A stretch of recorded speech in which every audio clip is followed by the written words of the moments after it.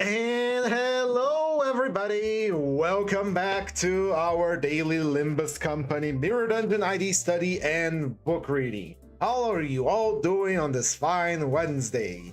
Finally, we get a little bit more new content. We got the Reflect Trial. It is the week where we can shard our units, and so we're going to be doing just that. And today, we're going to be taking a look again at the Blade Lineage, because it was technically Yield My Flesh to Claim Their Bones, the Intervallo Part 2 with Monastic Experience here. Speaking of, let me collect some tickets here, because I haven't been doing the event at all, or too many mirror dungeons, but there is a lot of time to do it. So this we're doing one every day, and we've used bonus units, and I can grind on the side, we're gonna get it. But without any further ado, let's shard some units, shall we?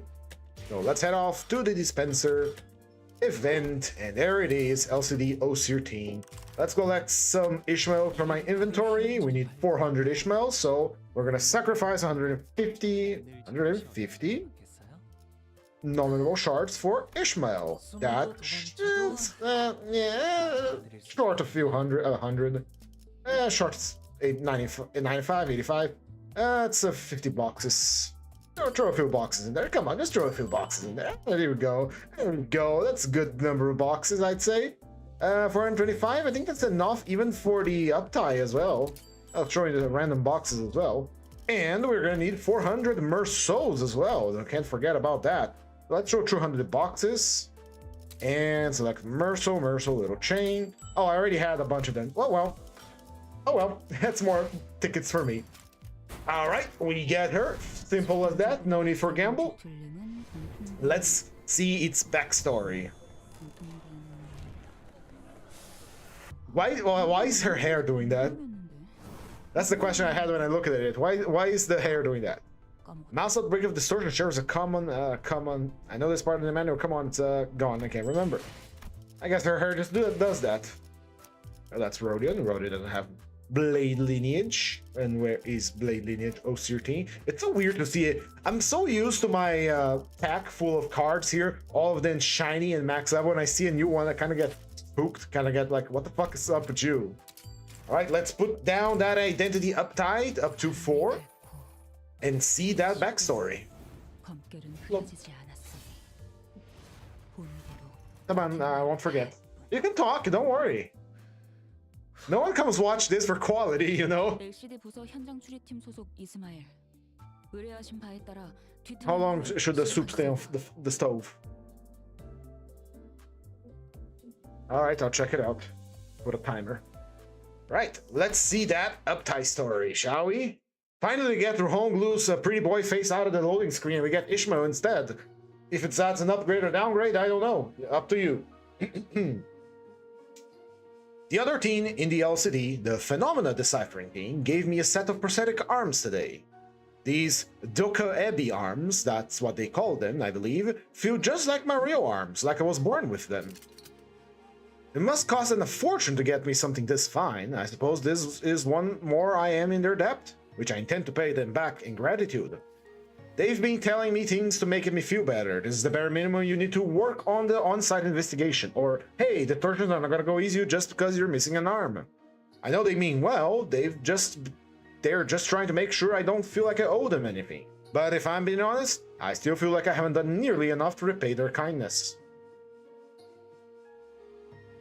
Mentor, for all these years I devoted myself to the Blade Lineage. I lived prepared to let the blade bite into my flesh if it meant seizing an opening to cleave through the bones of my enemies. Because this is how a Salsu must carry herself, as the saying goes. Hello, Donas Canelli, how are you doing? Who the living fuck is this diva, says the highly intelligent ringmaster out of the blue? Oh my. When tremors ran through my sword hand, I would not still them before raising my blade. When my arms grew heavy as a sled from exhaustion, I would sink through that weight. I knew no other way how to make use of myself. That was who I was.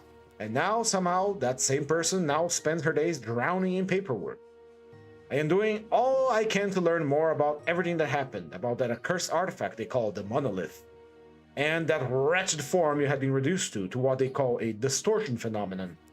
My whole life, I've never had so much as a passing interest in anything that wasn't the blade, so taking in all this knowledge to learn about things beyond steel feels quite unfamiliar to me. It's not so easy to learn new things when you don't even understand half the words you're reading in a paper, or what strange contraption the jargon is referring to, for that matter. The same document that other people seem to understand after just a quick skim, I've had to reread over and over before its content finally sank in. Then, there were times I'd ask for the same explanation twice, 3 times even, while others had already understood the material and moved on. But I don't think I hate the feeling.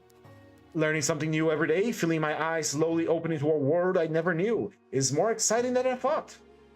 I only wish I had learned sooner that there were ways to view the world through a wider lens, not just through what was reflected on my narrow blade. How does one heart fall apart? How does the fractured heart surface and take physical form? And once we've learned that, how do we prevent it from happening? Or, if it has already happened, how do we bring the subjects back from that? What records do we want to keep? What are the signs and things we must watch out for? These are all things I never would have learned if I had never unclasped my hand from the handle of my blade. Maybe that's why I feel like I can't relate to the maxing as how a Salsu must carry herself as much as I used to. Of course, I don't mean to say I've grown ashamed of it, because I'm still fond of wielding my blade. I will not hesitate to cut down what must be cut down. It's just that I am learning little by little that not every answer has to begin with unsheathing my blade. I've learned to face what remains when the blade has been wielded. And another thing. As you must be aware yourself, most fellows here at the LCD are kind folk. I suppose I should admit their kindness made me uncomfortable at first. I'd never been shown goodwill that asked for nothing in return, so every thoughtful word or gesture of kindness felt like one more debt settling on my shoulders. But with time, I came to understand something. That there are people who will gladly give me the time of day, offer their seats without making anything of it, and explain things I don't understand without irritation. People who tell me to rest when I look exhausted. The nights I'd fallen asleep in the elements, with the starry night sky as my roof and the dirt beneath me as my bedding, are starting to fade beyond the veil of memories. The days when I'd crawl under a stranger's eaves when it rained, the days when we'd be mired in endless strife against the black clouds, they seem so distant now. For months now, I've been waking up in a cushy bed that sinks softly when I lie on it. I haven't gone a single day this past few months uncertain of where my next meal would come from, or if I'd even have enough water to wash the day's grime off. If I have any worry these days, they are concerns that would almost call a luxury back in the day. Now, frivolous question like, what drink do I want to get today, as I make my way to the office? I still can't decide if this kind of lifestyle this is the kind of lifestyle that suits me. But if the team can tolerate my presence here for a bit longer, I intend to remain until I can find my own direction in life. The day might come when I decide this path isn't for me and choose to leave. But by then, I hope I'll have become someone who has learned to grasp a better sense of the road ahead. But I don't suppose you'll be changing anytime soon, Mentor. You still wander off on your own without telling anyone, or retreat to your room and shut yourself away from days. Yes, I know well enough that the path to recovery is an arduous one. Wounds of the heart are unlike wounds of the flesh, after all. You can't simply stitch them shut, salve them with ointment, and expect everything to be alright. But, at the very least, I'd like you to remember this. The Blade Lineage is no more, but you and I, Mentor, we survive. And the living have their own responsibilities they must see to. Whichever journey you embark on, whether you choose to take up the blade again, abandon it forever, fulfill your responsibilities, the Blade Lineage, or return to S-Corp, never lose sight of what you must do. No, never lose sight of where your heart really wishes to go. Junior, you're still writing? It's for that hat guy, right? Well, it is, but I guess I just had a lot on my mind that I wanted to tell him. So, how are you feeling today? Got any butterflies? No anxiety attacks? It's your first real mission with those spanking new arms. A bit anxious, yeah, but I'm not afraid. I couldn't feel any better. Gotcha, Junior. I'll trust you have my back then. Team leader's already pinpointed the inflection point. So all you gotta do is cut right through that part. Understood, then. Limbus Company OSIR team. Distortion Specialist Ishmael. Commencing mission. Yeah, that was cool. That was cool. I like that. I like that a lot. Also, I like how simplistic a Mook workshop weapon is. There's no accoutrements or nothing. Just a little red thread they put on the handle there. That's pretty nice.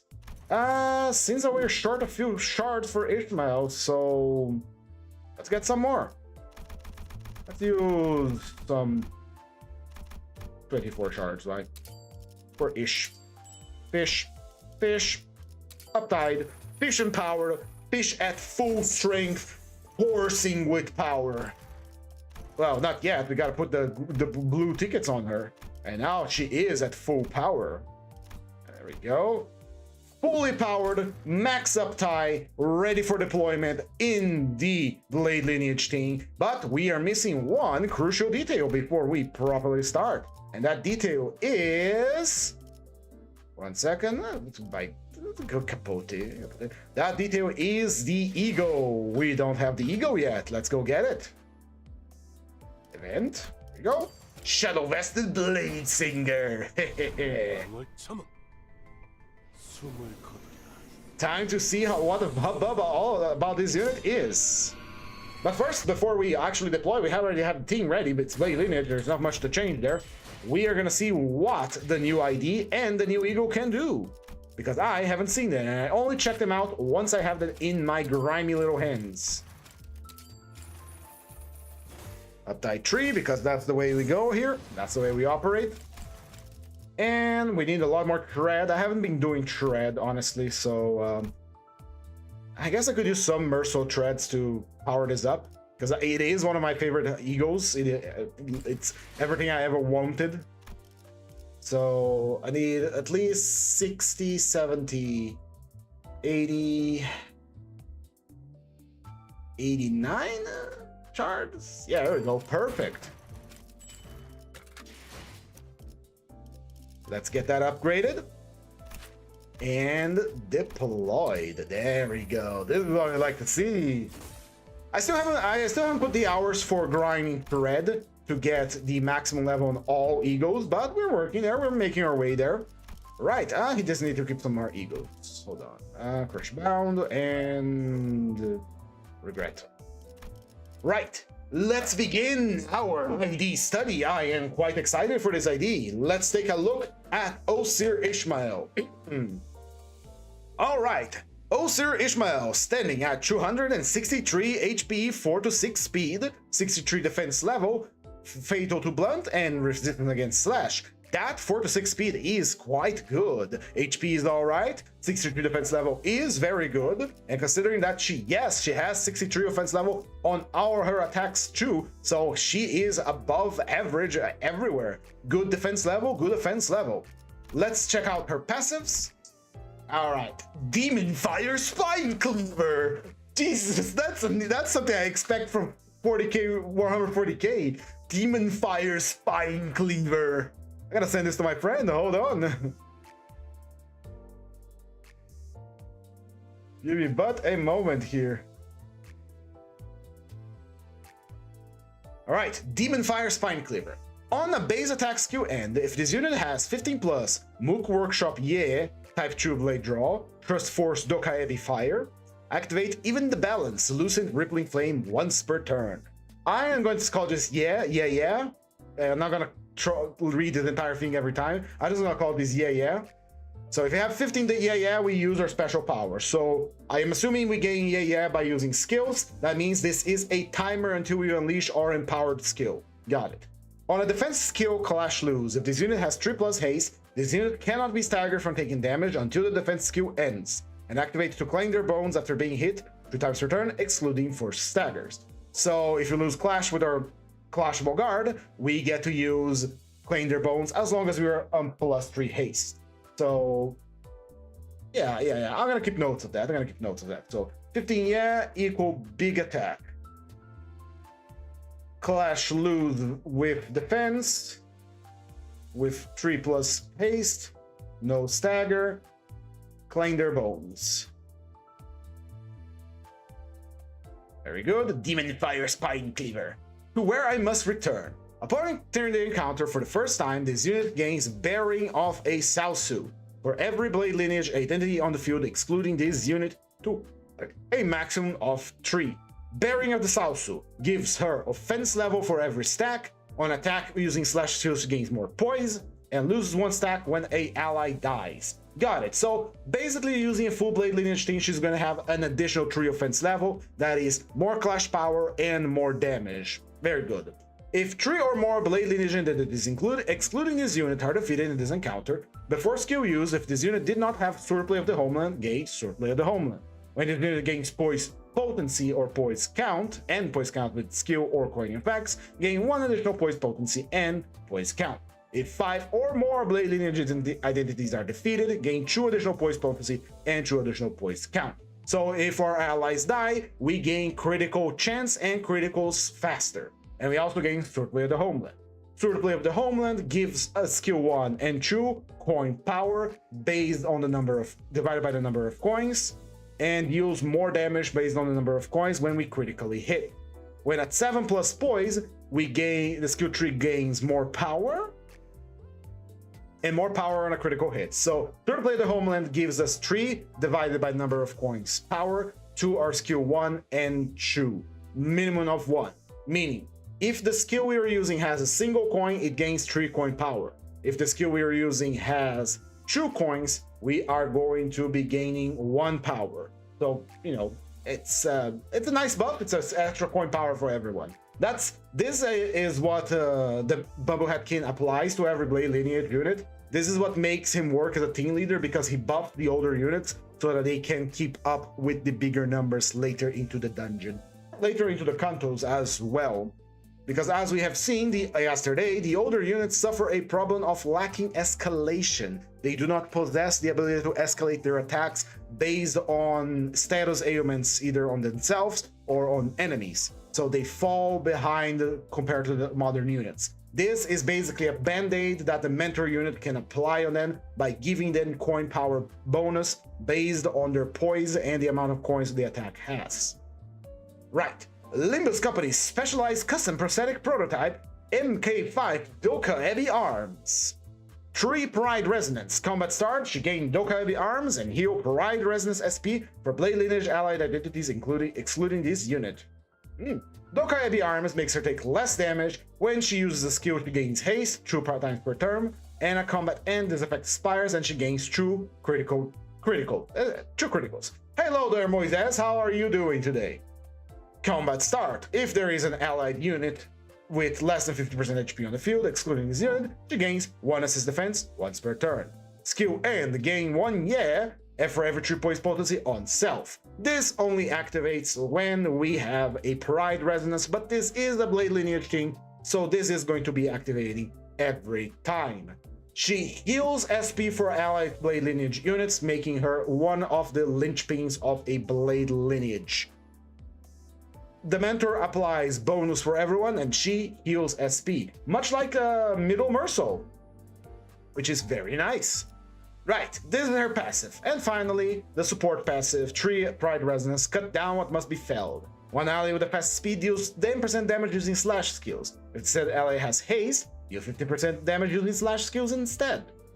Skill 1, Rending Arts. It's a 11 roller. How do I know this? Because it has 2 coins, 4 coin power, and 3 base power. So 3 plus 4 plus 4, that's 8, plus 3, that's 11. Classic 11 roller slash wrap with a 62 offense level. And remember, we have additional offense level by existing with Bearing of the South too. So by existing, we have additional 3 offense level. So this unit has technically a 65 offense level on the skill 1 if you're running a full Blade Lineage team. At 5 plus poise, we gain coin power plus 1, so it becomes a 13 roller. Clash power plus 1 for every 5 bleed on target. Clash power plus 1 for every 3 haste on self, and gains 2 critical. If this unit has haste, gain 1 Mook Workshop gain once per turn after the attack ends. This attack has only 1 level of escalation, but it possesses 2 instances of clash power plus a pretty hefty offense level. This is a good clashing attack. Just a good clashing attack. Instead of gaining additional coin power, you gain clash power, which is okay. You can gain more clash power, but I would still prefer it was 2 levels of coin power here. But what can you do? It gains poise, inflicts bleed, and if she has Dostoyevsky arms, she will gain 3 haste and reuse this coin. So skill 1 gets a coin reuse if she has Dostoyevsky arms and 3 haste. Dostoyevsky arms we gain by doing Pride Resonance.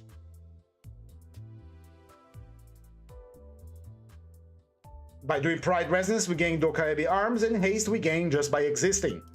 Alright, skill 2, Acupuncture. It's a, let's see, 448, that's 12, that's a 15 roller, that is a little lower than average, just 1 point lower than average.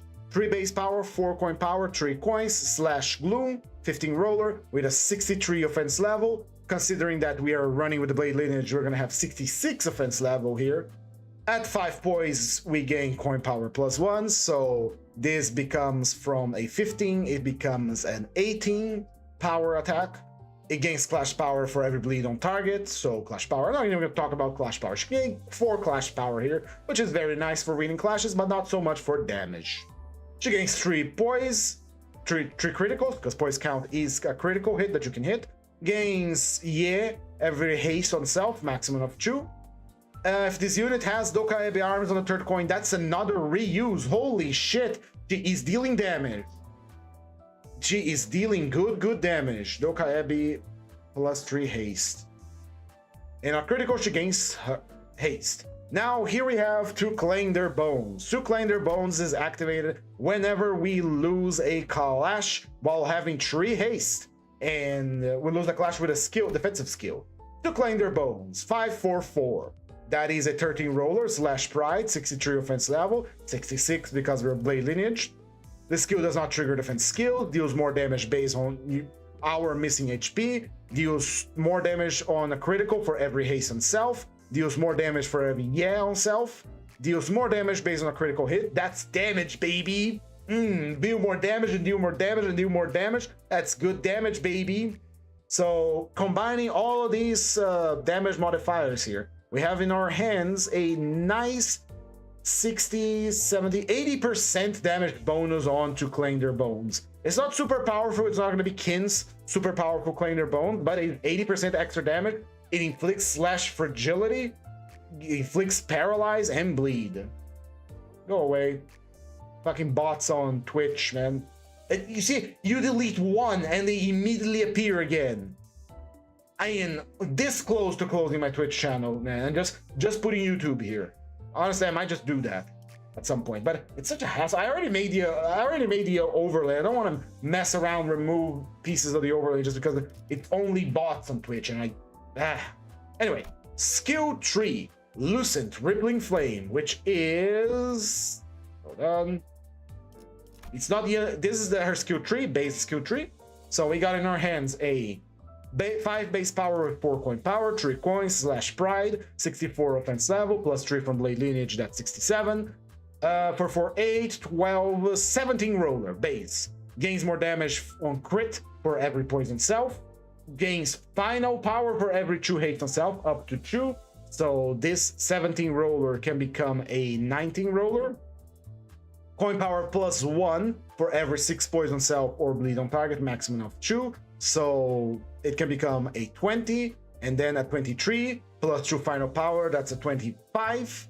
At 10, you all becomes unbreakable coins, gains poise, gains haste, gains for every haste on self. Very nice. On a critical, gains more on a critical, gains more deals more damage on critical hit for every on self, inflicts / fragility, and gains another Very good. And here we have Even the Balance Lucent Rippling Flame, which activates when we have 15+ on our character. With 15+ we get to use Even the Balance Lucent Rippling Flame. It has a 5 base power with 3 coin power, 4 coins / wrath. With 4 coins of 3, we have in our hands a nice 12 + 5, that's a 17. Does not trigger defense skills, gains more damage on haste and poise, gains 3 criticals, consumes all on self. On hit, gains poise, gains and at 15 more deals 15% more, 5% more damage on a critical hit for every excess stack, max of 25. All right, it is not super powerful, but it has a reuse at 5+ haste at the end. Again, we don't really control how much when we use the skill, because it happens the moment she has 15 years, but it's a nice attack nonetheless. It's a very nice attack to have. Finally, the defense skill, which we have too. I'll like the path forward. 5 base power, 8 coin power. It's a clashable guard. That is a 13 block. At combat start, she gains an assist defense, gains haste and criticals, gains poise. If the unit has haste, she gains true yes. And this is the assist defense exclusive skill, observing the stones on the board. 4+9 for base power, +9 coin, clashable guard. Well, that's a 13. Gains poise, heals 5 SP on target. This unit's guarded using assist defense. Again, more SP heal because you have a buddy to protect you. And if we fail a clash while we have... where is it? It was right here. On defense skill, if we have 3 more haste and we fail on a defense skill, we get to use to claim their bones free of charge, which is very nice. All right, I was sure this attack was going to be a AoE, but So what we got out of this? What we got out of all this yapping? As she uses attacks, she's gonna gain Mook Workshop Yeah. When she gets 15 Mook Workshop Yeah, she uses a big skill. That's not super powerful, but it does not trigger enemies' defense skill, so it's very powerful. If she has 3+ haste and clash looted with the defense, she no longer gets stagger and uses to claim their bones. Skill 1, 2, and 3, I believe. No, wait. Yeah, skill 1, 2, and 3 enhanced have a coin reuse based on the amount of haste that you have. So the faster this unit, the faster this unit is, the more haste she has, the more damage she's going to be throwing down on the enemy when she gets down to hit. Very powerful ID. Let's take a look now at Shadow Vested Blade Singer. When used for the first time in an encounter, consumes 15 less SP.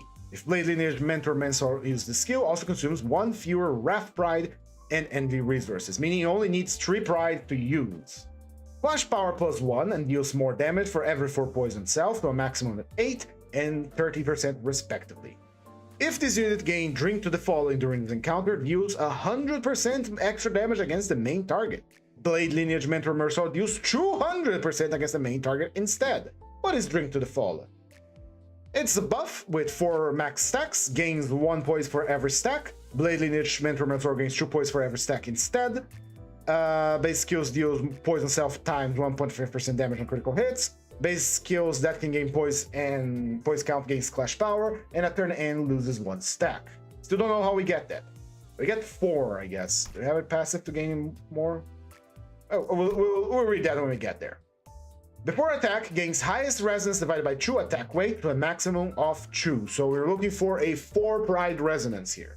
3+ highest resonance allies with the earliest deployment order gains 4 poise count. 4 other Blade Lineage identities that have the lowest SP heals 10 SP, gains 4 Drink to the Fallen next turn, inflicts bleed, and inflicts bleed count. So it's just 2 coins. It felt like more. The Corrosion has a lot more, targets randomly, gains clash power, if the unit has blood or Drink to the Fallen during this encounter, deal 100% damage against deals more damage against that, base power for every 2 cracked coin. All enemies and allies gain 4 points count, /up and that /fragility. 4 other allied Blade Lineages that have the lowest SP heals SP. The final power going to final power. Very good, very good. It's not that dangerous of an overclock, but it is targeting randomly. It's good if you overclock it manually instead of corroded. Passive time. Always active. Blade Lineage Mentor Mercer exclusive effect. On hit with a base skill, inflicts true bleed on the target. As identity counts an identity that applies bleed and poise. This identity-based skills counts as skills that inflict bleed and poise. It literally just turns into a bleed and poise ID. Interesting.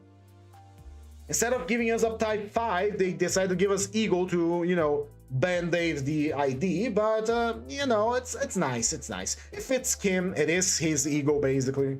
It's fine. When an ally is defeated, we gain 1 Drink to the Fallen next turn. If the defeated ally is Blade Lineage, 2 Drink. Turn start, if this unit has Drink to the Fallen, enter Resentment State. which gives me max speed of 2. On hit, heals HP by 10% of the damage dealt using the skill. Can heal up to 50% of this unit's max HP per skill. So you basically have health steal. Blade Lineage Mercil gains Resentful Scabbard as well when the above effect activate. When an ally including this unit takes HP damage, gain Growing Resentment equal to damage taken. In Memoriam passive, now ignore conditionals and activates at max potential. When activating Pride Resonance, applies strictly to the homeland, then the true essence on all Blade Lineage after this unit. Only using Yield My Flash until skill end, this unit's HP does not drop below 10. Lose poison self divided by 2 clash power. Only using to clean their bones, gain 4 poise. Sword of the Homeland, the true essence effects. Base attack skills gain final power plus number of Blade Lineage allies on the field divided by 3, max of 2 rounded down. If this unit is a Blade Lineage South, so base skills gain final power plus 1 and deals 120% divided by number of coins extra damage, gain haste next turn and effects expire. But it only happens when someone dies, so yeah. When this unit has Drink to the Fallen, when this unit takes damage, that brings HP down to 0, heal Drink to the Fallen stack times 25% HP, then Drink to the Fallen expires. Once they encounter, this activates after and then it passes with similar effects. When staggered, I recover for stagger, excluding for stagger. I see. So we only can get the true essence of the attack if someone dies. Interesting. And it's talking about the passive from Mercil as well in Memoriam, which we're going to take a look right now, right here in Memoriam. When 3 or more Blade Lineage allies are defeated, when gaining poise gains more poise. Apply Homeland on self. When 5 or more Blade Lineages are defeated, gain 2 more each instead. So if a single ally dies, Mercil goes fucking insane and starts slashing and dashing and cutting and smacking everything around. Very cool. I liked it. It's a cool effect. I like that we don't need to use the... where is it? We don't need to use... You need someone to die to get Drink to the Fallen. You gain 4 at the attack end. And Drink to the Fallen is very nice. It's just more damage, more poise, more clash power. And you can use it 1 every 4 turns, because it decays 1 per turn. I'm probably going to use the Corrosion a lot more because it's a lot cooler. Although the Awakening is very nice because it has attack weight. You can get attack weight with it. Yeah, I just think the Corrosion is cooler. All right, we already had a team build up for the Blade Lineage, so I didn't have to alter anything here. We have Ryoshu for more poise, Ting Tang Honglu for more damage, Elrodia for more damage, Shi Association for more damage, and Gregor for healing. So there's really not much to change here. Let's get down into the mirror dungeon then. Let's get in there. Same as before, we are using rules of the dungeon. No Grace of the Stars, no starting needle gift, no gift searching, no healing on shops, no revives on shops. If a unit dies, it's dead, we can't revive it. And finally, no pack rerolling or using Starlight in any way, shape, or form. Let's get down with it. I almost got the gift. It's so tantalizing to go get it. It's so tantalizing. Now, if you excuse me for but a moment, I need to check the soup. I'm making soup. It's quite cold here, and the soup is on the fire. I'll be right back.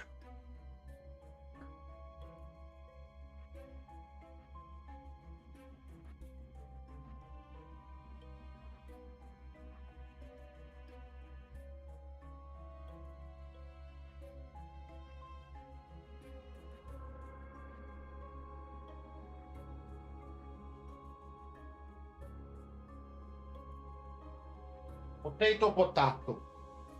Are you going to do the new reflection event in Yong? Yes, I am, but not today. I'm gonna do it probably this weekend, or probably this Saturday. I don't know.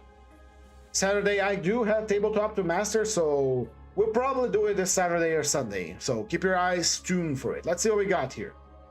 We got the Outcast, Net Workshop and Technology, and Dregs of the Manor. Everything has a poise gift. Echoes of the Manor would have been very nice because it's a stagger recovery, but we have Carmilla here, and Carmilla is going to help us greatly with every fight we go to. So we are going to go straight for Carmilla. Let's deploy our boys. As thus. Look at that, a full 17 of Blade Lineage underlings to go wild. I did hear that this Reflect trial that we got is one of the easiest ones, so looking forward to that. And wouldn't you know, go away dog. I have a cigar. Hell yeah. It's the good one. Yesterday I just smoked the shitty one, but this is the good one. There we go. I was looking for you. I meant to smoke this outside of the stream, but I kind of forgot.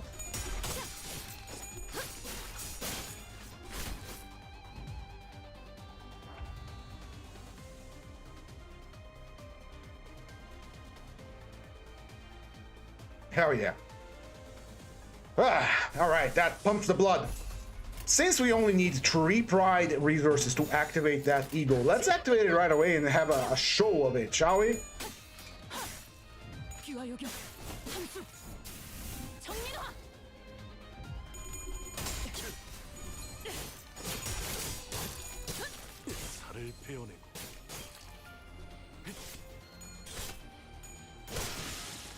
Now, one thing that is curious, they did say that the... there we go. A sippy.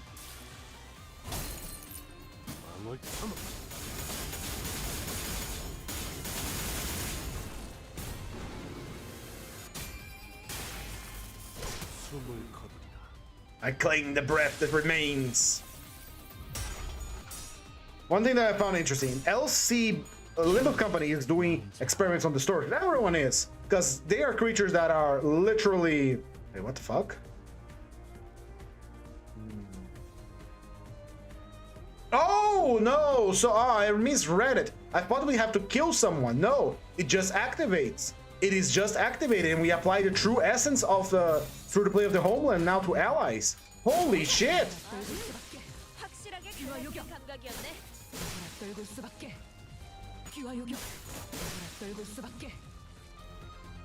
That is good. That is good. In any case, I wonder how crazy the technology of the city is about to get, because if they're doing experiments on distortions and everyone can distort, possibly, almost everyone, the technology of the city is about to go crazy.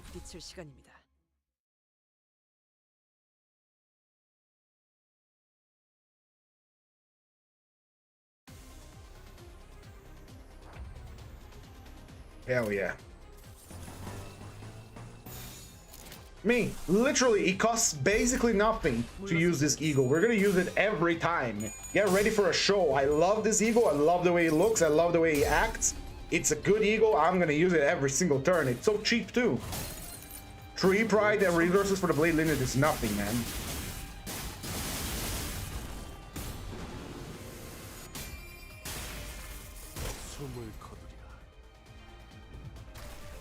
He is bamboo-hatted kid.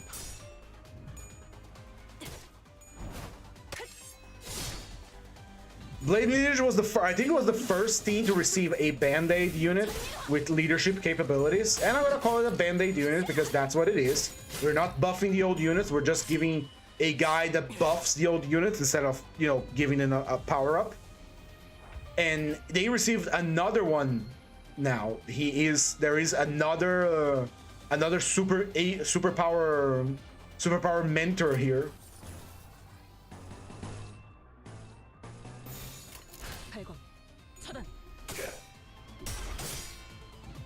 He even has the distorted voice.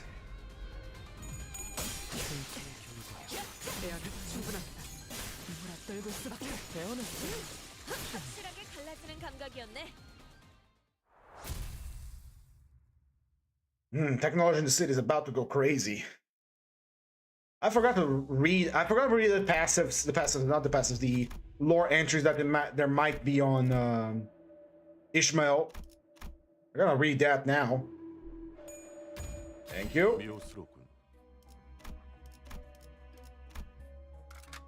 꽃을 피워볼까요?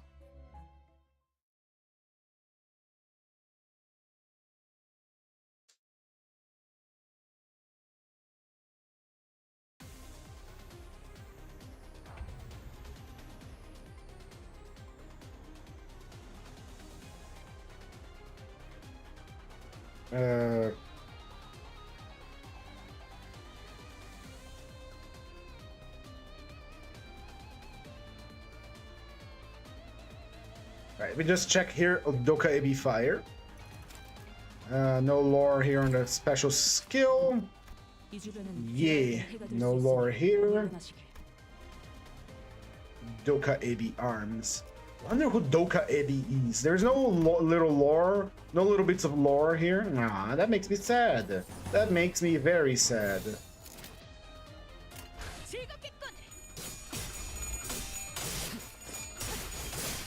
Ah. So another thing. Wonder where go to see if you decided to add in battle translation. It was already a mod, as you know, Moises. They just decided, hey, that's a cool mod, and not everyone speaks Korean, so sure, here you go, boys. Now you can read it. Now you can read. Now you can see what they're yapping about, and it's cool. I like it. It's very cool. Anyway, one of the things I want to say about, I already decided which game I'm gonna stream soon. Like I said, we're gonna be doing LobCorp, we're gonna be doing Library of Ruina, but coming out soon, and it's a game I'm greatly interested in, Power World. That's right, we're gonna play the funny POW game. I already played it for a while. I loved it. It was fun as hell, and they just made it better. I'm gonna see on July 10th if I can get it to stream it good. If it streams all right, I'm gonna stream my adventure on it because it is a fun game, and I liked it. It's fun.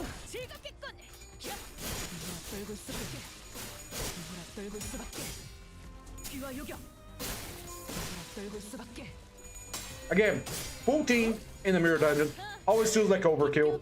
Feels like I could bring less characters, like omit 3 or 2 Blade Lineage units, just so we can have more slots for the powerful guys.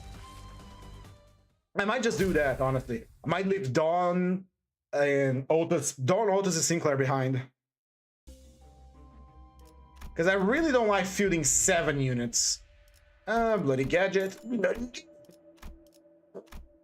It gives you more damage. And a job, mate. You're fucking with me. There you go. And there we go. 3 haste. Do we have a Gloom? I think we do, don't we? Gloom and Ishmael. I didn't pay attention to her. Yes, we have. It's very fun that Ishmael gains a buff from Curriculum Vitae. Of all the characters, she's the one that gains it. Interesting. I don't like fielding teams of 7 characters, so I'm gonna can 2 of them. And one of them is Sinclair. I hate Sinclair.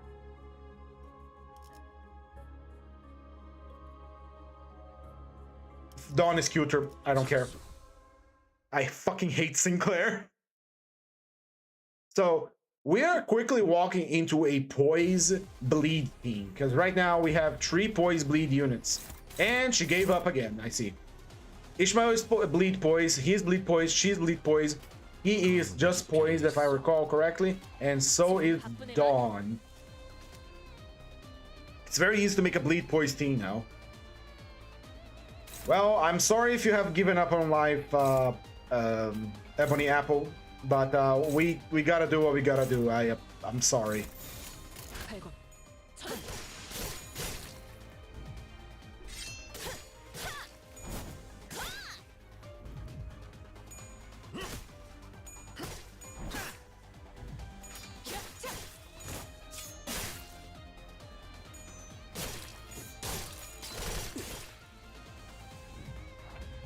All right, she woke up.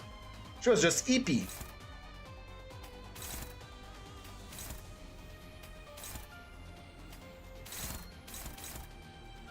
Come on, give me a chance here. Come on, you know you want to win the clash.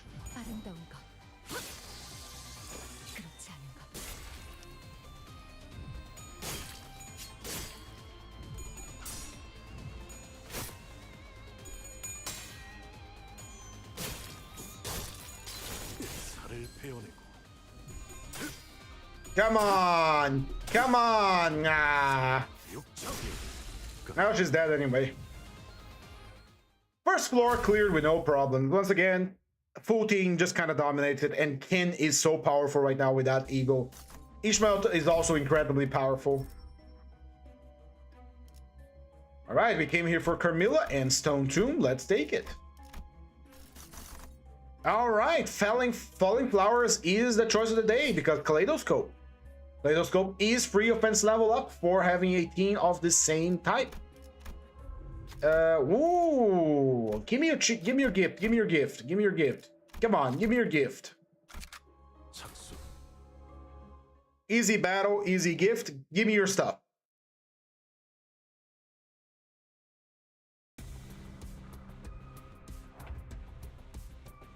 And Merso got enchanted.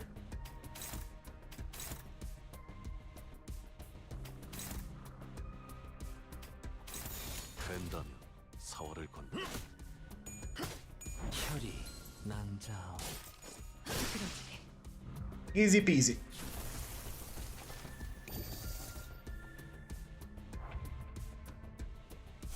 Let's throw down some hands here with this creature.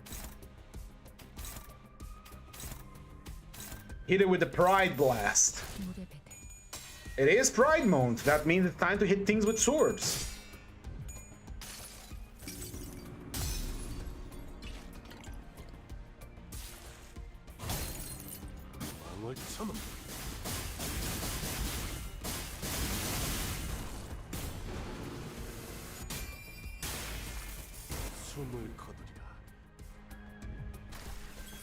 Very nice, very nice. We're now activated. Ooh, was that almost a clash lose there?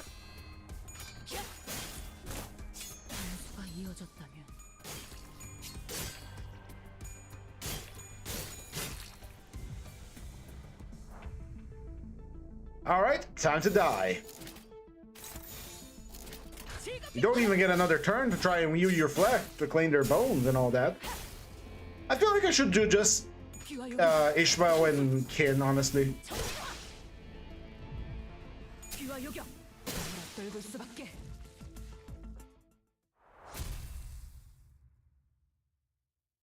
Man, I don't know if any of you smoke. I certainly do, as you can see. But the difference in quality between the cheap cigar that I bought and this one is baffling. It is baffling. I'll just deploy everyone. Fuck it. I'll just deploy everyone. We have the full blade lineage. Let's use the full blade lineage.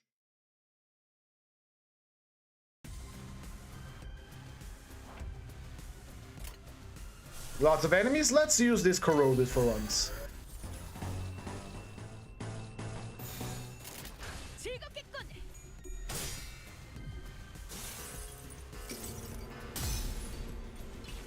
Ooh, hear a little gong there.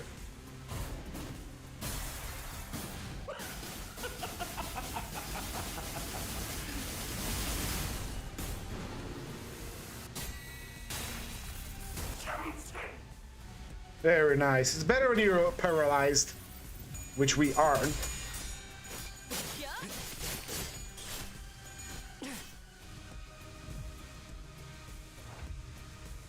We are activated. Who wants to win a clash today?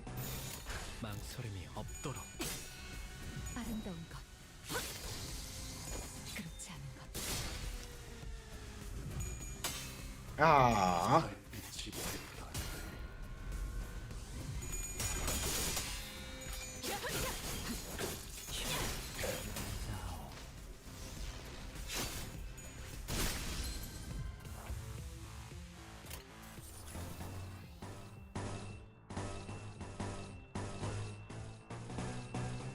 Manning too much. It's just that I use the blade lineage so many times beginning of the Limbus that I pretty much know all the beats about using them. There's really not much to talk about.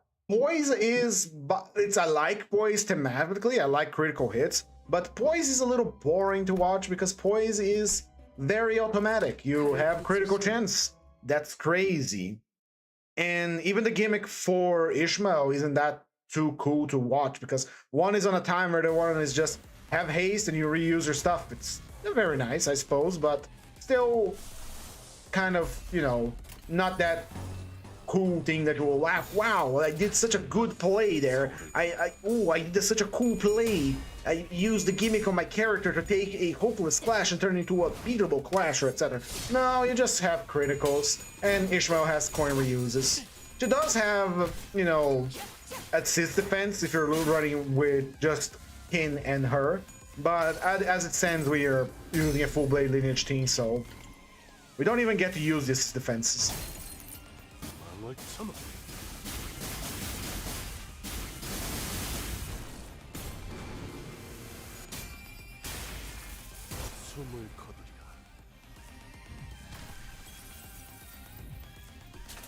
Oh man, I just remembered tomorrow I gotta go really fucking far with my motorcycle. I have my cats are gonna get spaded, 3 of them, and it's on the other side of the city.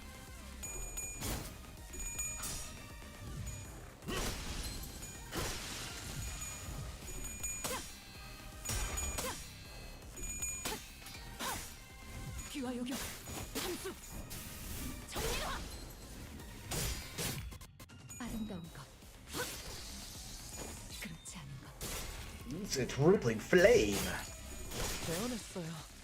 I slew them. That's right, you did it, little German boy. Please cease existing. I don't like you. The animation is so stronger now, man.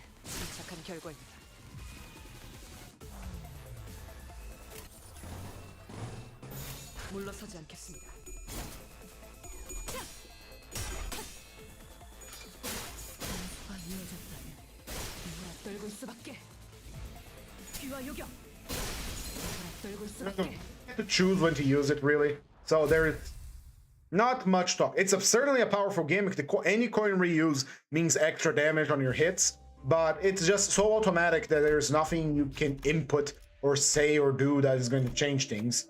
It goes off automatically as soon as you have 15 yes on your character, so there is really nothing you can do. Like, oh, can I delay it? Probably a little bit, but it's really not gonna change much. Ooh, we got ourselves some rupture from a proof. Let's enhance some stuff. Let's get that rupture up. So we now inflict bleed and bleed and rupture. Hell yeah. Bleed, rupture, and sinking. Sorry, we have the eagle gift that we just got from the I forgot the name. Fey Lantern.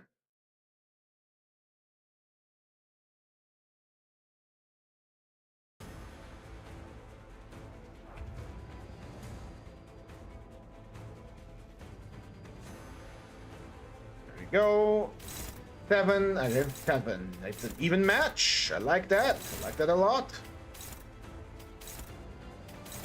Well, I am bad at math apparently. And Ken, it's time. You're gonna do it. You gotta do it, brother.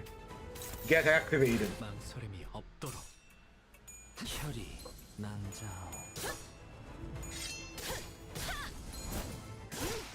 확실하게 갈라지는 감각이었네.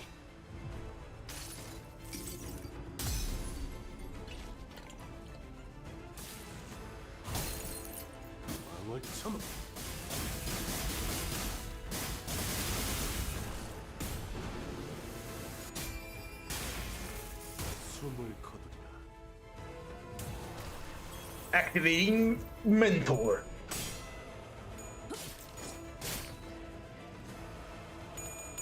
In a certain way, the eagle powering him up like that, transformation, isn't so different from the Heishos. It's just that it's an eagle now. You have to have the resources instead of using a defense skill.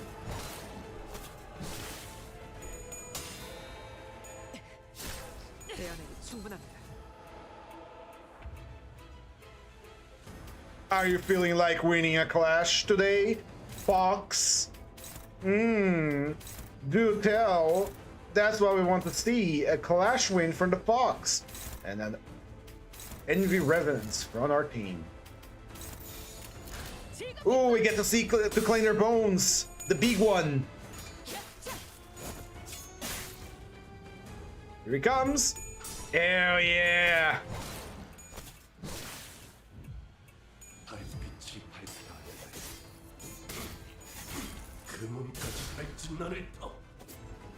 That wasn't as hard as I thought it was gonna be, but it still hit pretty hard. It didn't crit, that was the problem.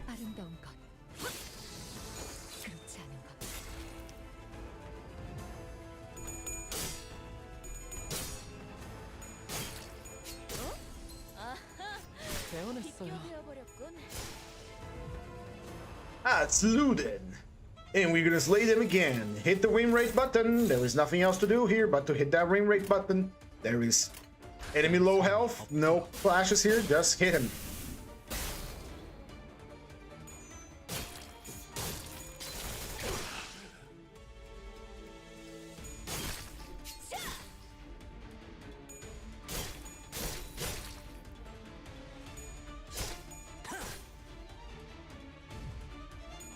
Big attack, big attack, big attack. Yeah. Wasn't a critical though.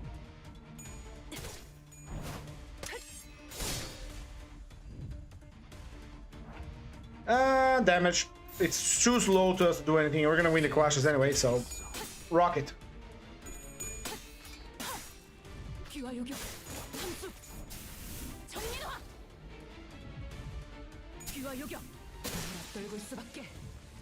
Very nice, very nice.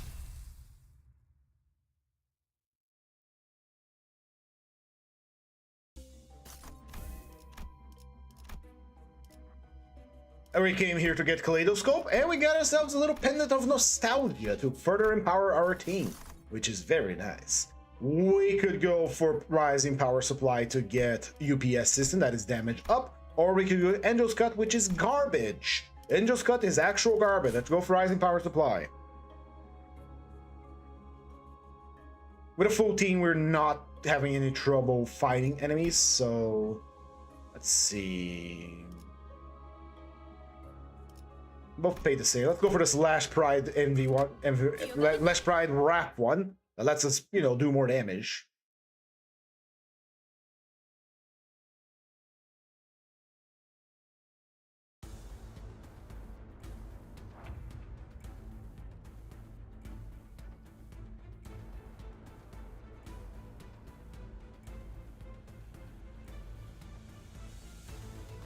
All right, let's see. I want to see Ishmael her defensive skills. So I'm gonna have all of these goobers focus, hard focus these guys.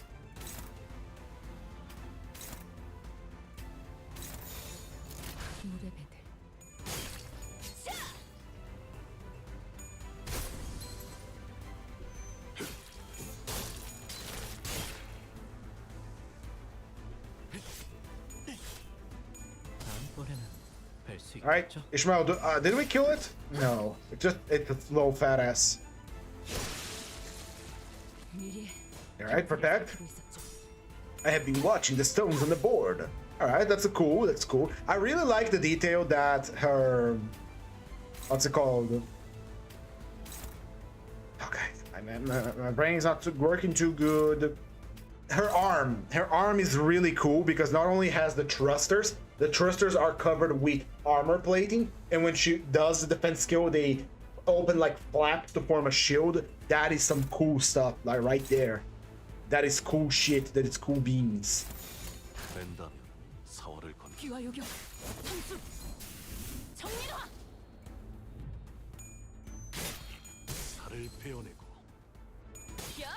Yo.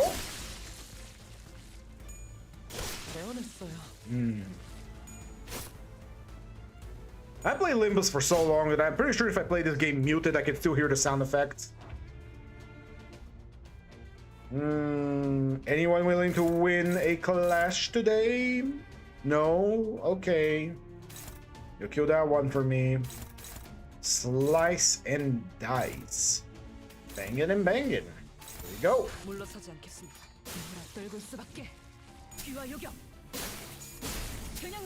Oh, she has a very low stagger threshold too. She's tanky, she's deal damage. What the fuck, man? This ID's kind of busted.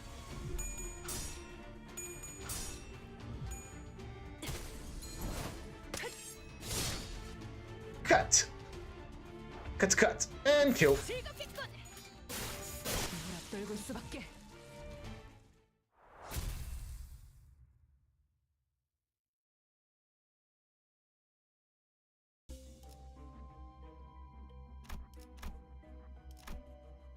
There we go. UPS system down here. Very nice.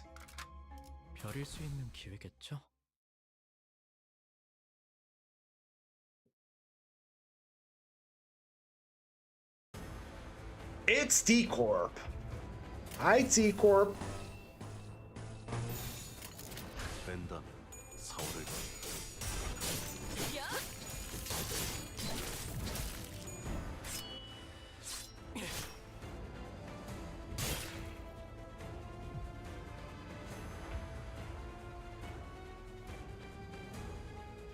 What's up?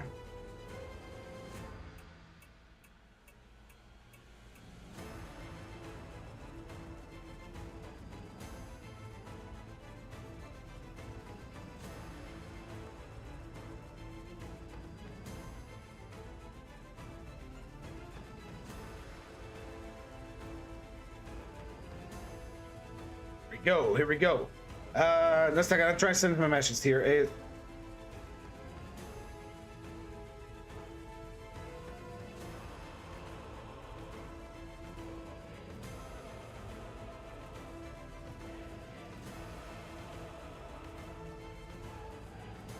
There we go. There we go.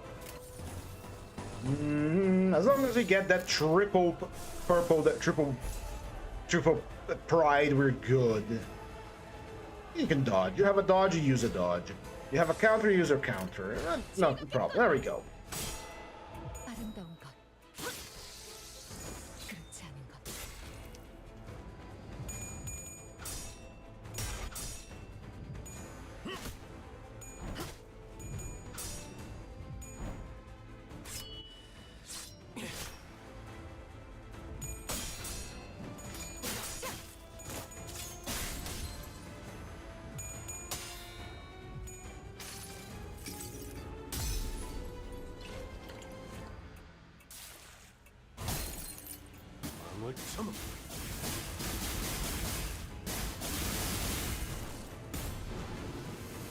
Nice.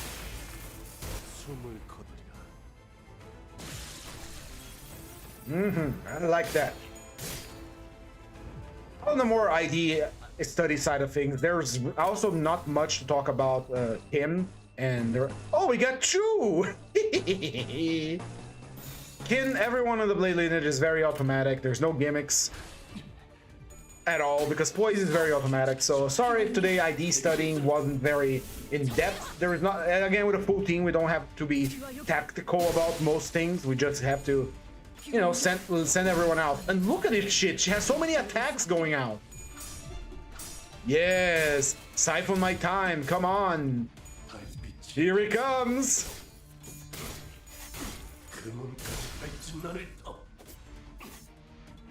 How about one more? Just to finish it off. Good. Achieve it. Slice and slice. There we go. I think the Blade Lineage is the earliest use one caller to gain all power. No, that was Peak Hotel.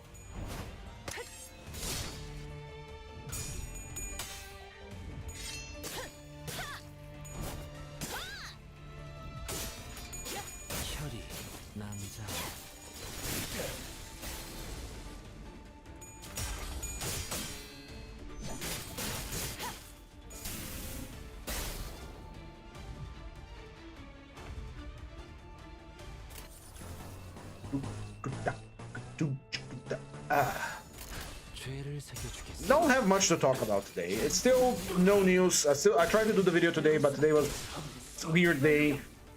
Sometimes you hear me here on the stream receiving phone calls, and I keep my phone on a vibrate now on the stream. But the main problem is I can't not let my phone like ignore calls or anything, put it on silent, because sometimes it's important calls that coming from either work or for like medical stuff. Like, hey, your appointment with the doctor is this day, blah, blah, blah, blah, blah, yada, yada, yada.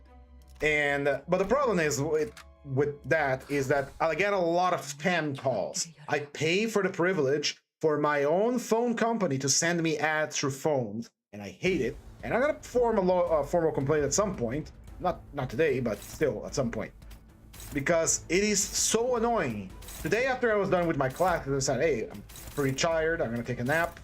And that's gonna be a good nap, good afternoon nap. Went for the nap. Lo and behold, 3 calls almost in a row with like maybe 10 minutes apart, just as I'm falling to sleep again. And it's ads, ads, ads, and ads. I fucking hate the mirror aesthetics, and they are capable of dishing out some good damage. But they are what I would call an automatic group. Automatic ID. Their gimmicks go off automatically. The only one that has any semblance of a gimmick here is the mentor. It's Merso with Yield My Flesh. And the only gimmick is, hey, get Trip Ride Resonance to power up the entire team.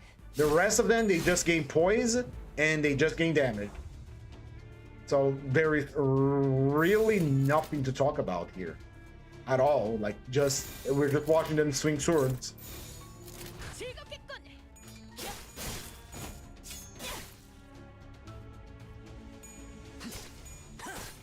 which is a shame, honestly.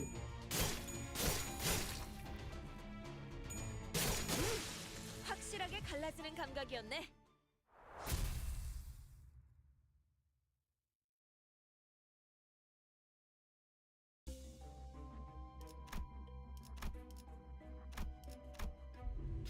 Oh, hello.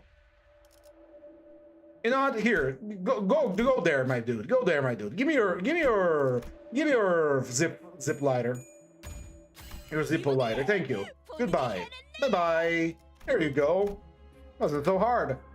칼을 부딪힐 시간입니다.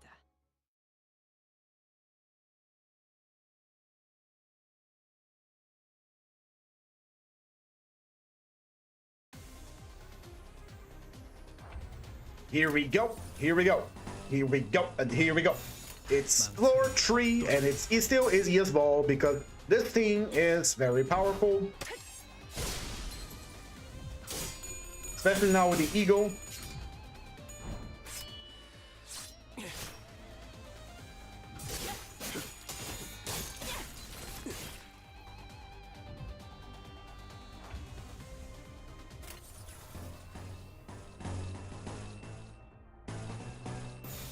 My mentor, I think it's time for you to use that eagle. The enemies are getting a little tankier. Time to let the beast loose.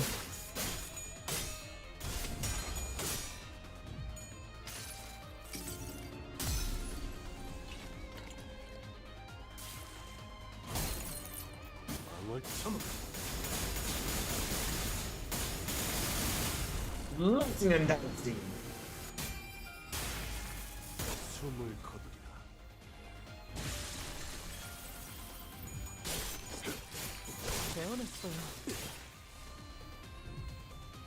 And now we go Super Saiyan mode. Super Kin mode activated.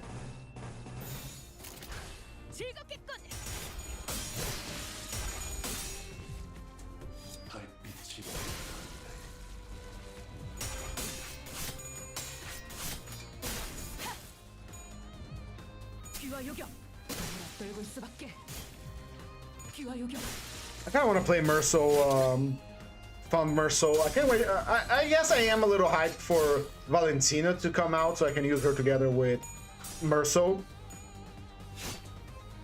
Lei Hang Merso. Because so far, Lei Hang Merso is one of my favorite IDs of all time. Just of how fun it is to do the bullet gimmick. It's not a deep gimmick, it's not super complex either, it's just fun to use, you know? It looks good, it feels good to use, it has a phenomenal sound effect.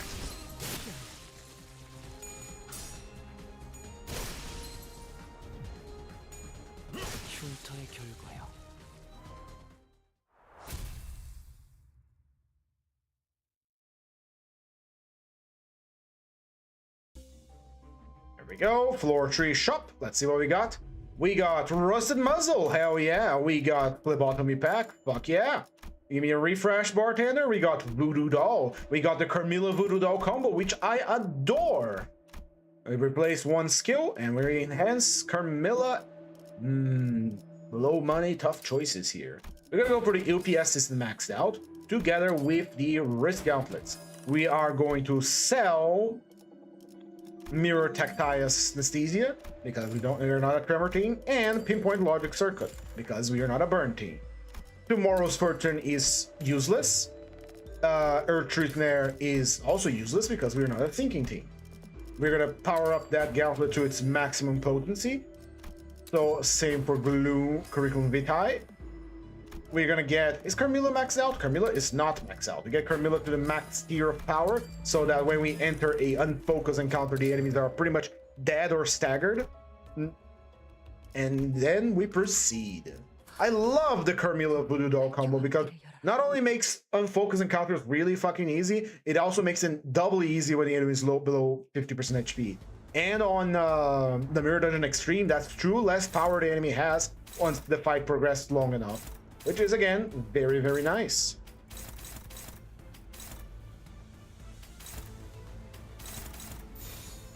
Who is you targeting, buddy?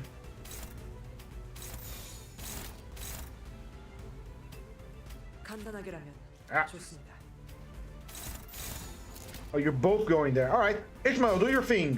즐겁겠군.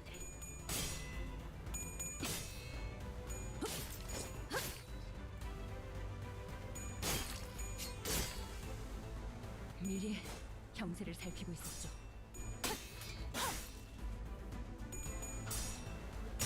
Very good blocking.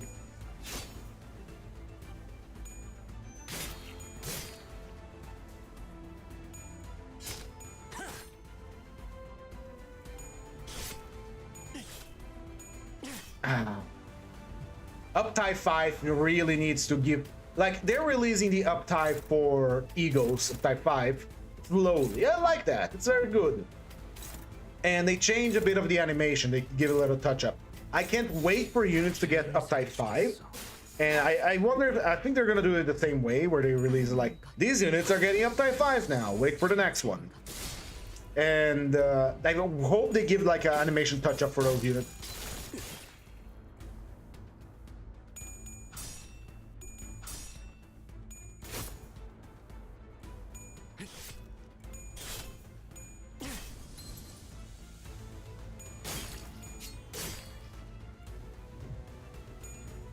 That was a good one. That was a good one. Hell yeah. Alright, just kill him. Just kill him. Again, 7-man, I say this a lot, but a 7-man team is a little overkill. Even with all the rules of the dungeon that we're running, they still can do pretty damn well. And even if they weren't doing well, we still have Eagles and they have a vast selection of them. That's why I don't like running like a full team of 7. Maybe I should stick it to 5, but I already started this with 7. I'm gonna go all the way down to the end with 7. Maybe I will add that as a rule of the dungeon later. Only 5 combatants.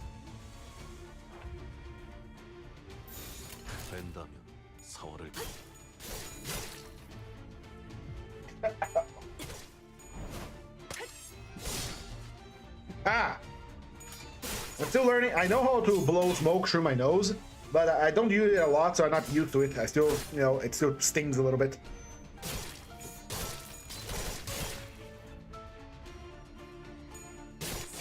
Plenty of bleed, plenty of bleed. Hey, you lived long enough to die from bleed damage. Congratulations. Boom! Bleed kill.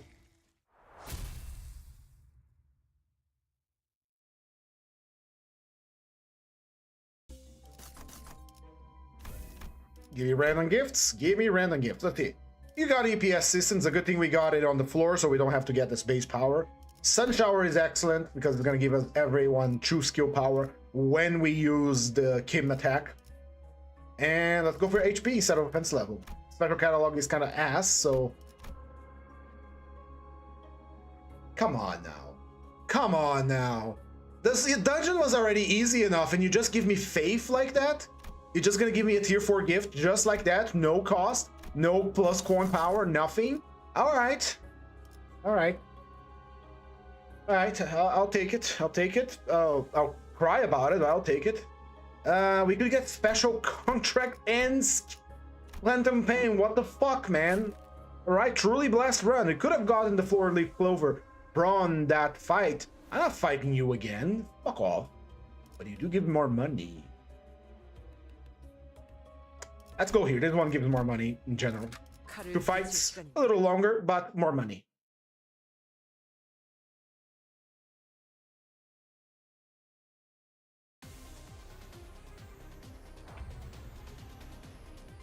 Right. Let's do the AoE to activate the Eagle Gift. This Eagle Gift, actually, I'm never sure how it works. Because here we go.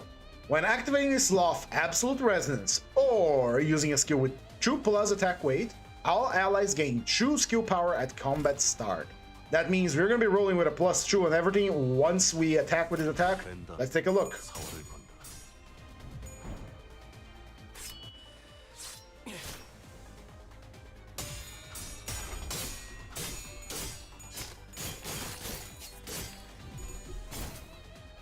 Right, any subsequent attack will gain +2 now. That's what I'm understanding.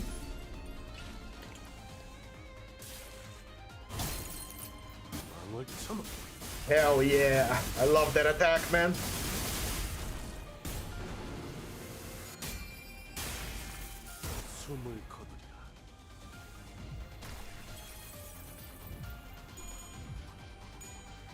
It doesn't feel like we're rolling with a +2.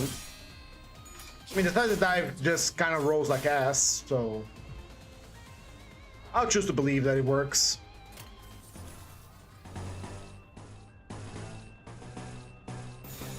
Blaze Swordplay of the Homeland activated.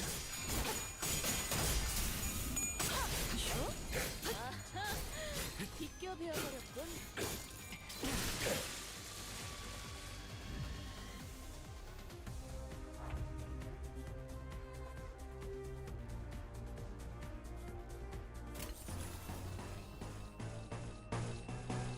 And action. 망설임이 없도록. 귀와 여기 함수. 정리로와.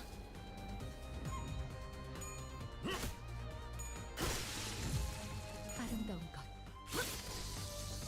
그렇지 않은 것, 희한한 귀와 여기 과 이어졌다면 누구라 떨고 수 있게.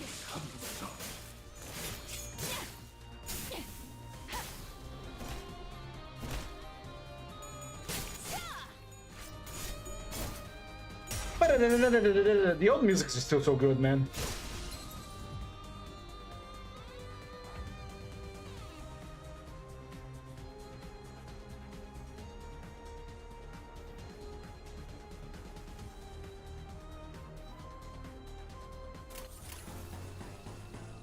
Oh, someone is feeling courageous to win a clash against our boy. 누구라 떨고 수밖에.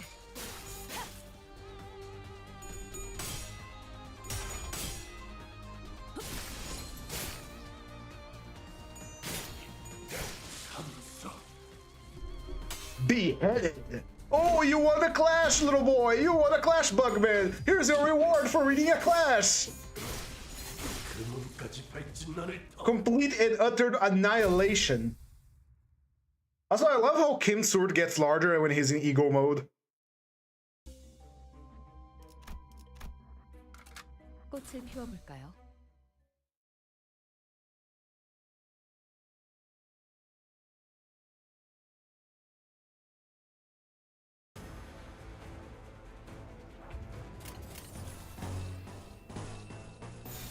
There we go. Everyone got pride, everyone gets their butts.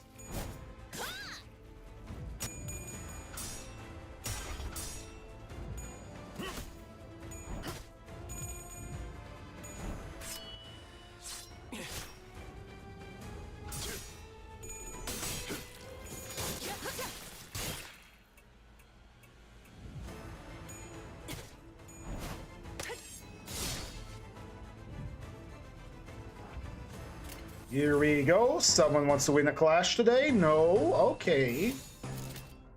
But Kin wants to. Kin wants to win a clash. He wants an Oreo. He gets an Oreo.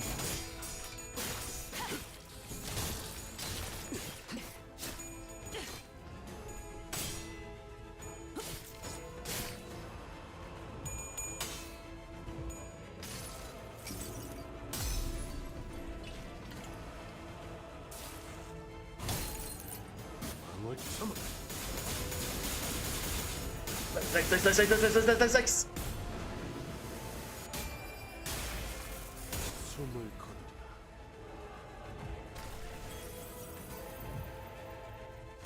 It doesn't do crazy damage, but it does. It's cool. It's cool, and it's what matters, you know? It is what matters, is that it's cool. 망설임이 없도록. Aesthetics are everything. 침착한 결과입니다.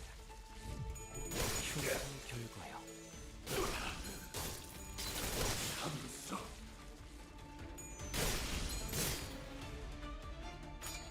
떨고 수밖에.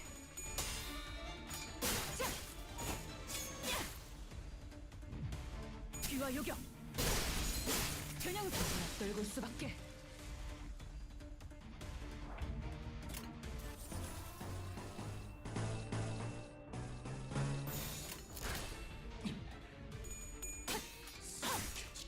피와 요격 함수 정리로와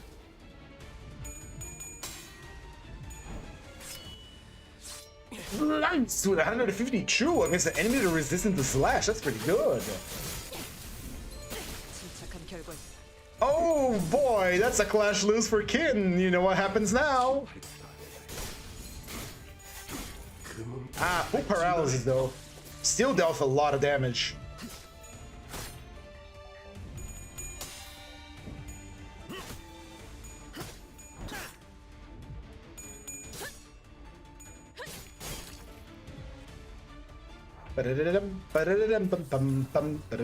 Time to Fyodor bones again to clean Fyodor flesh to clean their bones. 새겨주겠어. They're revenging.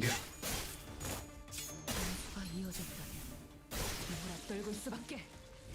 피와 요격 If Ishmael will allow us to fight, right? Because she gets on a lot of attacks and a lot of reuses.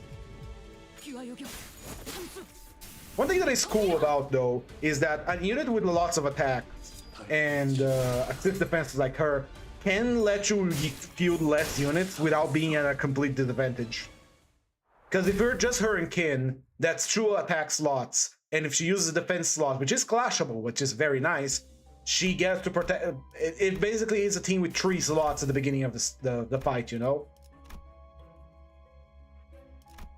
Go Thunder Lightning.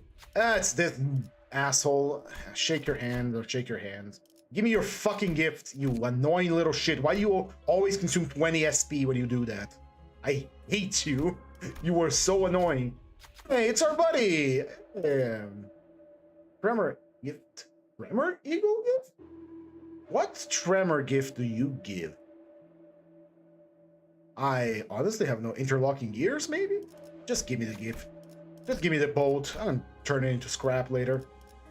I want to go with this. We have a full team, and on focus encounters, we are at a disadvantage. Not really, we have 7 slots to begin with, but Carmilla doesn't activate. So we over here, so Carmilla can, you know, eat their HP. 92. Very pretty, very good. Mentor, do your thing, but brother. Squirt your attack on the enemy. 물러서지 않겠습니다.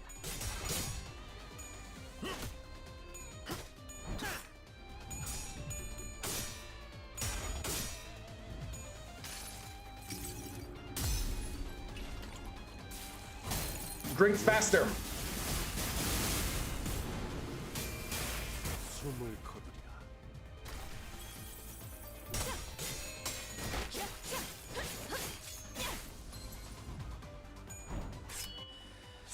Strike!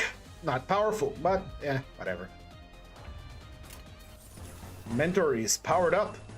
Just needs more poise. 물의 베개. Man, if you were running this without rules of the dungeon, how powerful would he be with all the poise he can get? I kind of want to try it out. Maybe I'll do an extreme dungeon with the Blade Lineage.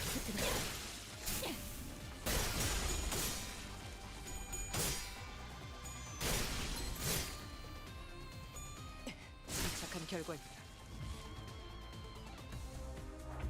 Here they come. There's more of them. And they are gonna get the Kim special.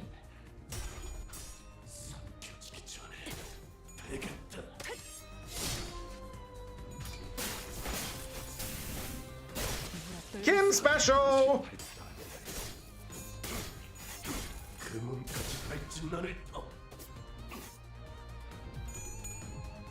피와 요격 Demon Fire Spine Cleaver.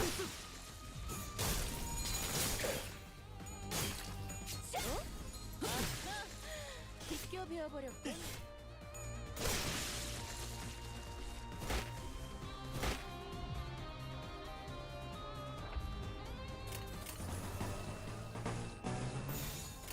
죄를 새겨주겠어.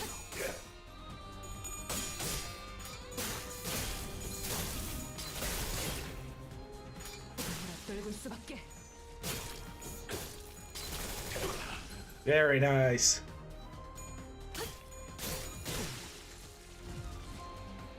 And the bugs are all squashed. Why are they appearing on this floor of the dungeon? Also, my cigar is over. Ah, that's shame. I enjoyed this one thoroughly. It was very good.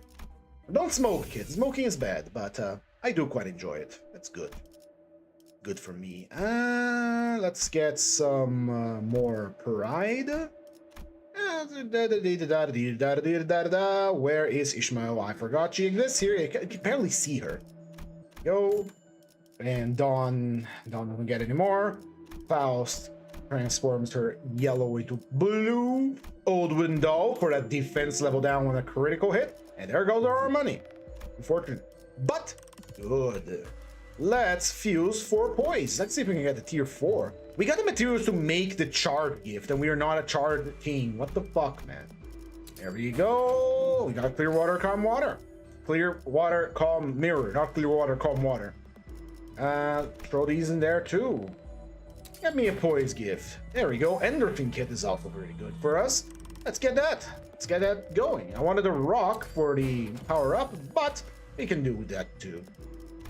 And nostalgia. Couldn't have upgraded that. We are a poise team. We can make a. We have a full poise team. We can make the tier 4 gift. There we go. 등롱을 밝혀 앞길을 열어라. It's quite cold here. It's been cold for a while. I do enjoy the cold a lot. Especially when it's not raining. God fucking damn it, I hate rain, man. I hate rain. Sin, Wayward Passenger. Hello, buddy. How you doing? Doing good? Would you like to receive an ego attack? Of course you do. You like receiving an ego attack, don't you? Who you're targeting? You are targeting... I am not even gonna bother opening up this call. I am receiving a call right now. And I'm not going to bother answering because I'm sure that's going to be a scam call. I'm gonna operate on my older rules that say if something is important, they are gonna call me again. People usually don't, you know, just call once. If it is important, they'll call again. Alright, that looks good to me. We're gonna eat a counter, that's fine. That's fine. We can eat that counter.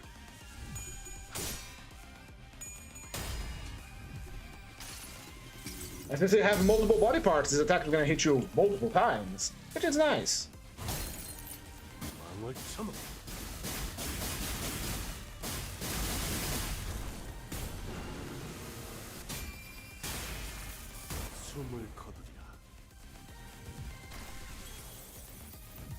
Ow, ow.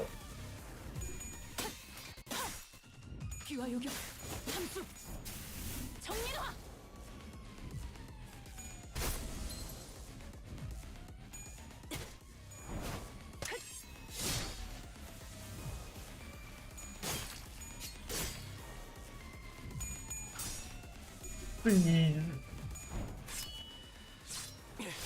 I could go for a bit of cheese right now. That soup is looking good. I want to get a soup soon. I can't believe you guys managed to let it get away. God damn it, guys. It was right there. You could have killed it. Oh well. What can you do? What can you do? We match the colors. We play the color game. We give it a nice little bap on the top of the head and call it a day. 물러서지 않겠습니다. There we go. Beheaded.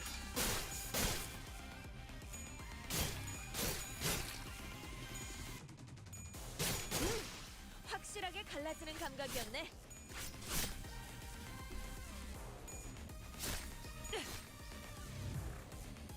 And there we go.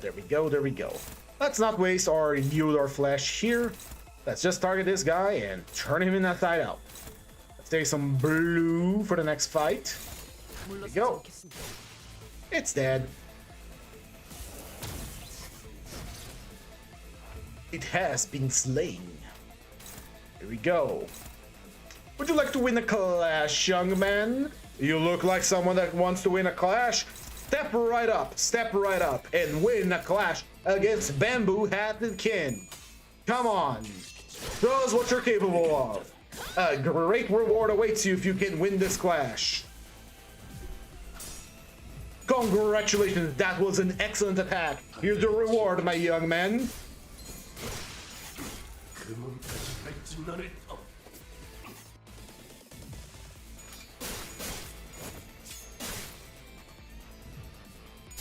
I look forward into the future when we get new Eagles that do the whole model swap that we did with Kin here, and we are straight up just feuding full abnormalities into the field, you know? You know the corroded form of the sinners when they get corroded? I wish you could use that. That would be fucking fantastic. Let's go with transfer gift. Oh, no. Alright, I cannot select these cards. I could add that as a difficulty. Phantom Pain, and ooh, special contract would give us Day's Power. Or we could take the Rusty Coin. I'll take special contract because that just nukes people. Final Floor. We got the Nocturnal Sweeping, we got Monastic Experience, and we got Sinking Deluge. We could go Monastic Experience. We have a team that is made for this.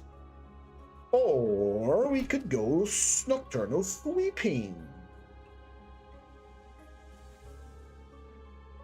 You know what? Let's do Monastic Experience. I think it's only fair that we take the Blade Lineage and finish it with Monastic Experience.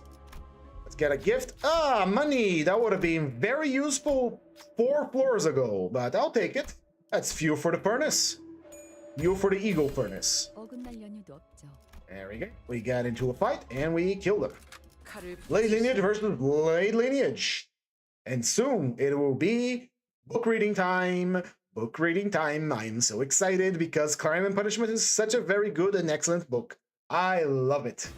And how fucking lucky Raskolnikov is every time that something happens, man. Like, fate is bending over backwards for him to get away with that murder. And not only get away with that murder, but scot-free and with, you know, bonuses. He received a lot of money from Svitrigailov. He received a lot of money from Marfa Petrovna.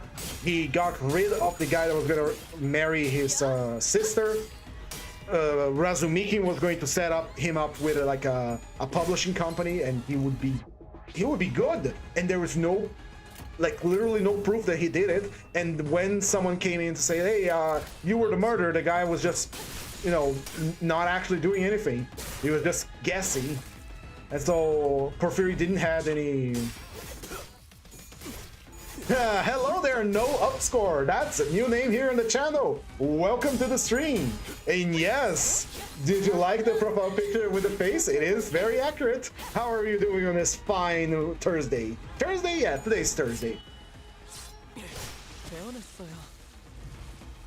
In any case, I was talking about Raskolnikov, Crime and Punishment.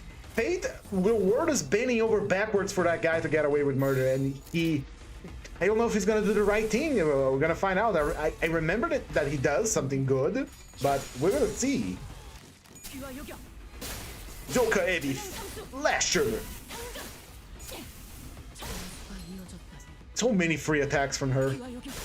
Also, it's the same from me at the RPG server. You mean are you in the Project Moon tabletop Discord? I don't remember if I saw you there. Maybe I did, maybe I didn't. I don't recall the names. I don't post there all that often. But depending on how things are today, I might be hanging out there later after the stream because I'm going to be adapting some enemies from Limbus to the tabletop so that my players can fight them. And this Saturday, there's going to be tabletop as well. Gonna be a good time. They're gonna fight the Ira Pecatulus.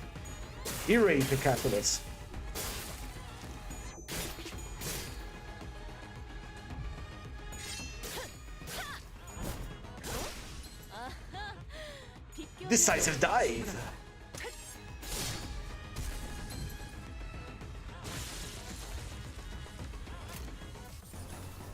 Yes, the Shaman Core music that this intervalo had is so good. Oh, we got a stagger in our team.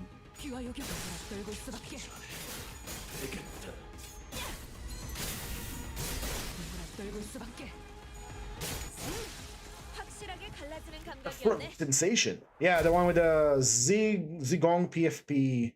I might not be on that one. The one I am in right now just has a symbol of the Project Moon TTRPG, so we're probably on different servers. So, a shame, but it is what it is.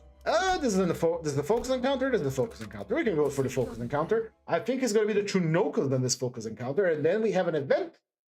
We got to see what we can fuse from this floor.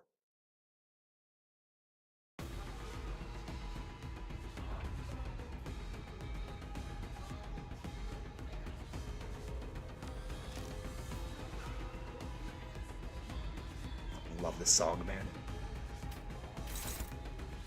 Taman Core. Need three blues at least. 3 blues. That's good. 3 blues. I can do an evade here. And who are you attacking? You're attacking Ken, aren't you? You are not attacking Ken. I forbid you from doing so. Here we go. 물러서지 않겠습니다.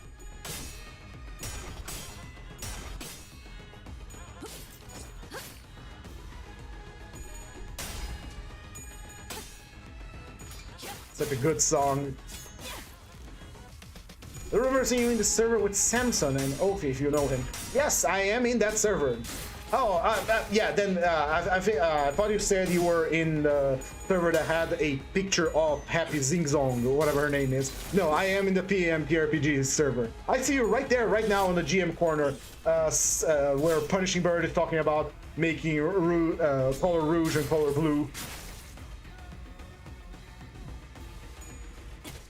I was trying the Refracto. I am going to do it in this either Saturday or this Sunday. And I heard it's one of the easiest ones. We're gonna see. That's the clashable counter. That's true clashable counters. I don't have to interact with those. But since we're here, might as well use the eagle, right? Blue. You're low on blue. We don't need to interact with these clashable counters, and so we shall simply not.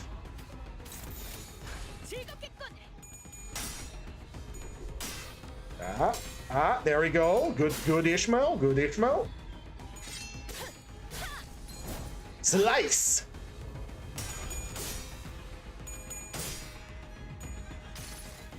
Alright. Use your cool eagle again. I love this eagle so much. I'm gonna get tired of using it, man. It's such a cool looking eagle.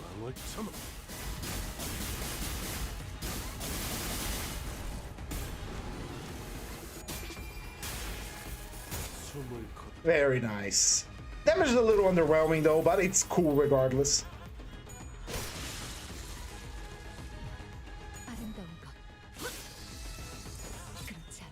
And a hard without prep, it's some then late lineage things required. I heard some people using the middle against it and just the middle. I'm gonna check it out by myself this Saturday or Sunday. For sure. Maybe tomorrow. Like tomorrow is gonna be a little bit of a busy day for me. So I'm just gonna do my daily mirror dungeon and have a good time. Ooh, it's time for the Kim special. Let's see here. I'm gonna let that guy get staggered. And where are you, Ishmael? Where are you? It's one attack. Can handle it. You can handle it. All right, time for the Kim special. Nice job, young man. Here's a reward for winning a clash against the one and only Bamboo-Hatted Kin. Complete and total annihilation. Because this type of infliction is Scorcher. Yeah. To see a big lady here as well, so we know it just shits out bleed count, which is fun. I like it. It's not about having super high bleed, it's just that you have a lot of bleed count. It's similar to what Dostoyevsky did with her shield, where she, you know... Oh, clashable counter, don't need to interact with it. Where she, every time you hit her, you gain bleed and activate it immediately. It's kind of similar, but... Yeah, I kind of get it, however, I feel a little bit more like, oh, I see, she just hits me with a sword and I got bleed, I understand that. Instead of like Dostoyevsky's magical shield of, you know what, here's 3 bleed for you. You hit me, here's bleed for you.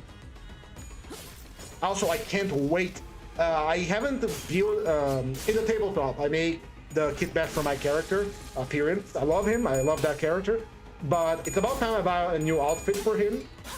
So I am going to, what's it called? I can't wait to get the Hwando she uses, the gigantic Odachi kind of sword. Hwando is a Korean sword, so forgive me for misgendering the sword of nationality here. But I can't wait to get a big ass sword and use it on my kit bashes because that sword looks damn good.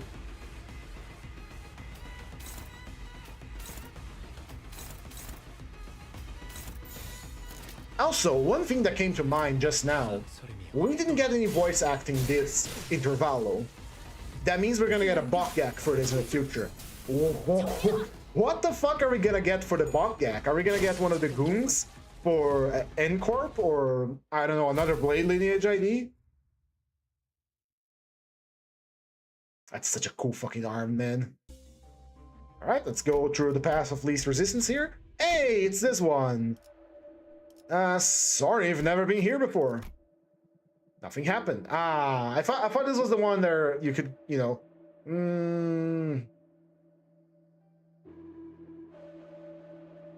we didn't get nothing here. What a shame. I'll read this later.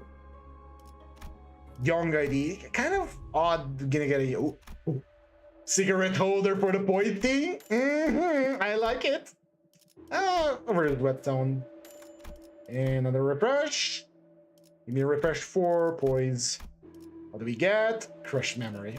And refresh for slash. And we get crushed wooden manacles. Hell yeah. That goes really well with the wooden doll. Alright, we got some damn good gifts here. Is there anything I don't want from this pack? We just slash.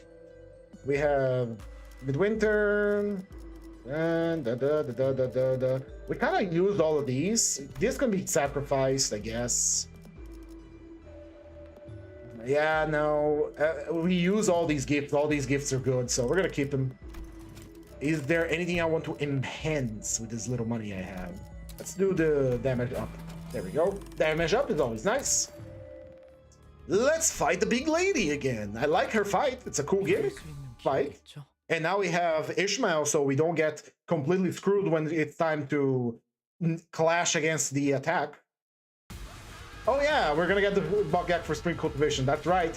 And it's funny because we're gonna go back into the building, back to we're gonna go back to H Corp. If I were gone, no, Shishun, we're back here. All right.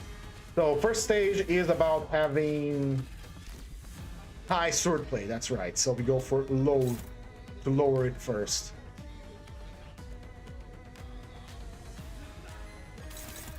This one, clash starts. Right. We're gonna ignore that one first. We're gonna go for a clashable guard.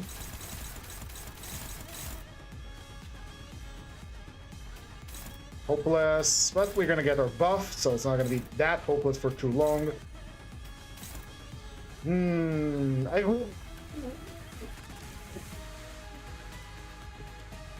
Set all this. Because we're following rules of the dungeon here, my rules of the dungeon, which I haven't updated with the new stuff yet, I can use Durante powers. Since I am a whiny little bastard about offense levels and such, we are gonna go Morosas. Screw you. Screw you, Jong, sorry. We're gonna go with the Morosas here. You're not winning because you have more offense level than us. I forbid you from doing so. Here we go, and do the power guard over here. Oh, too slow, that's right. Put the power guard back there. Put the power guard back there, and start with your power. Here we go. I'm gonna lie, kind of tired of the Argentinian, despite the game being Korean, hoping Merciful comes bringing in the French. People in the city feeling, oh, you be baguette.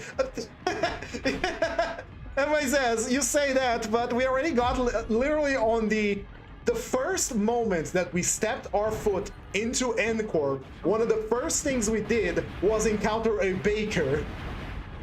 And Rhodia was already filling her dimensional coat full of bread. Yes, someone is going to say baguette at some point.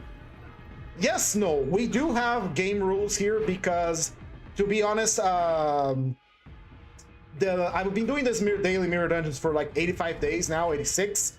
And after I ran out of IDs to, you know, analyze and see how they work, because that's what I do at the beginning of every stream. I take an ID, I read their entire kit, see how they work, see how they tick, try to build a team around them and not. But we eventually ran out of IDs because we revealed them in batches. Like we take an entire team, like the Liu, the Seven, the Blade Lineage, Kurokumo, we review every ID and then we deploy them in the mirror dungeon, see how they go.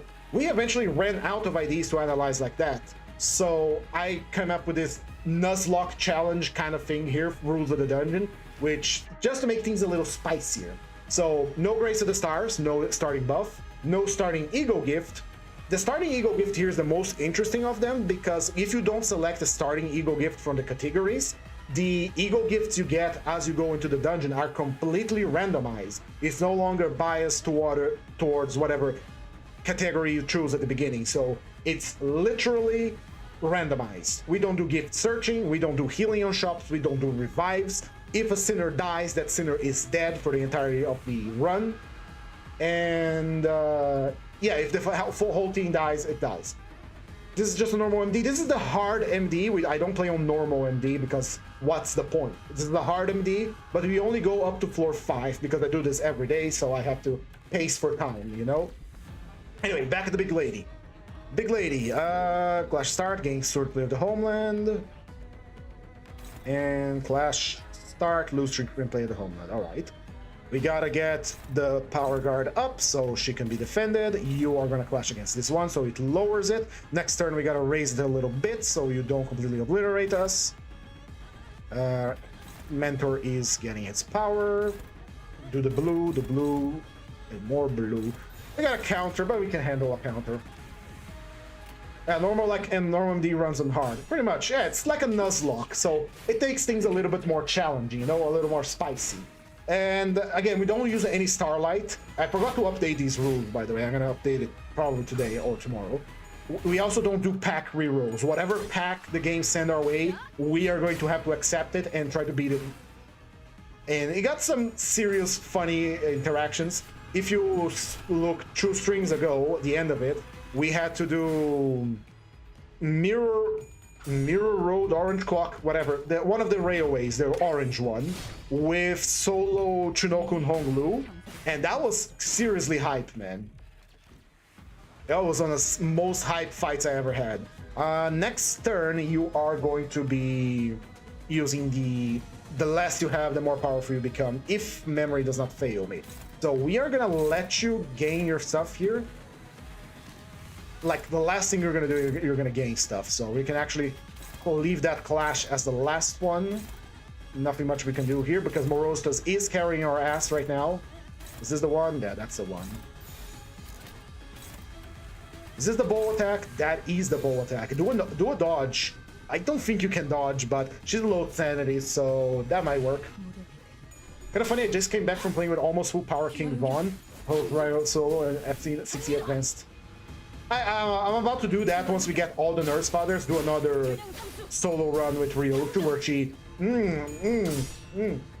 feed me more Nurse Fathers. Ryoku wants more Nurse Fathers. Slap my belly, big and round, full of Nurse Fathers. And see how ridiculous it gets, because we're gonna get Valentina now. And so once she has 5 Nurse Fathers and 5 Apprentices, that's gonna be funny to see what she can do. Because she's literally built to solo, because she solves the main problem. There goes. She solves the main problem of running solos, which is you don't have enough slots beginning in a fight, so you just have to take it. Alright. Ooh, the big attack is here.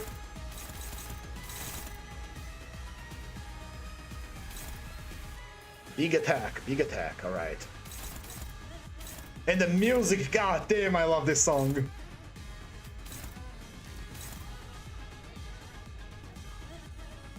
Is he saying fast? He's saying is currently very fast. He's saying you're gonna do me a favor here, and you are going to hit her unopposed, while Kim here is going to do his Kim best. Can you win with that? I believe you can. I do believe you can. And you know what? You just upset this so she doesn't have any blocks.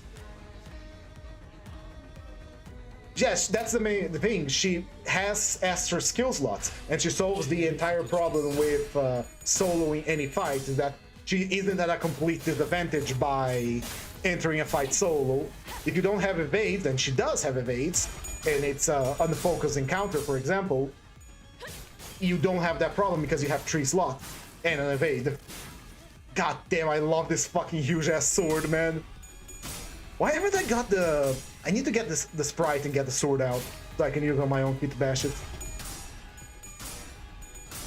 I really wish there was a gift or some like what's it called? Like something you can toggle at the beginning of the mirror dungeon that says, hey, Very nice. You're gonna be playing solo. All right.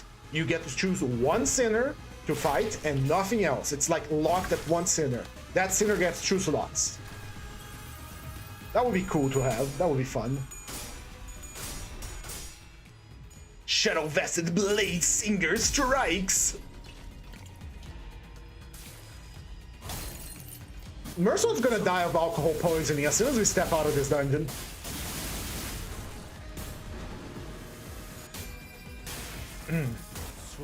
Oh yes, I choose to believe in the, like, look how tall she is. Some people say that this is the armor because she's wearing power armor. I refuse that. I refuse to believe that. I choose to believe that this is a 2.5 meter tall brown tomboy GF with probably big artillery and a giant sword. I choose to believe that. And this is a future I want to believe in. Carmen isn't going to get to me as long as I hold this belief dear in my heart. I guess Engdu exists. We can play, tic-tac-toe on her forehead. Right, you're still in the multi-hit one. You have 2 more turns of multi-hit. Very good. You got the big attack again. Alright, alright, alright. Alright, let's just keep going. Keep going with the blue. As long as we blue, we are good. You get the special.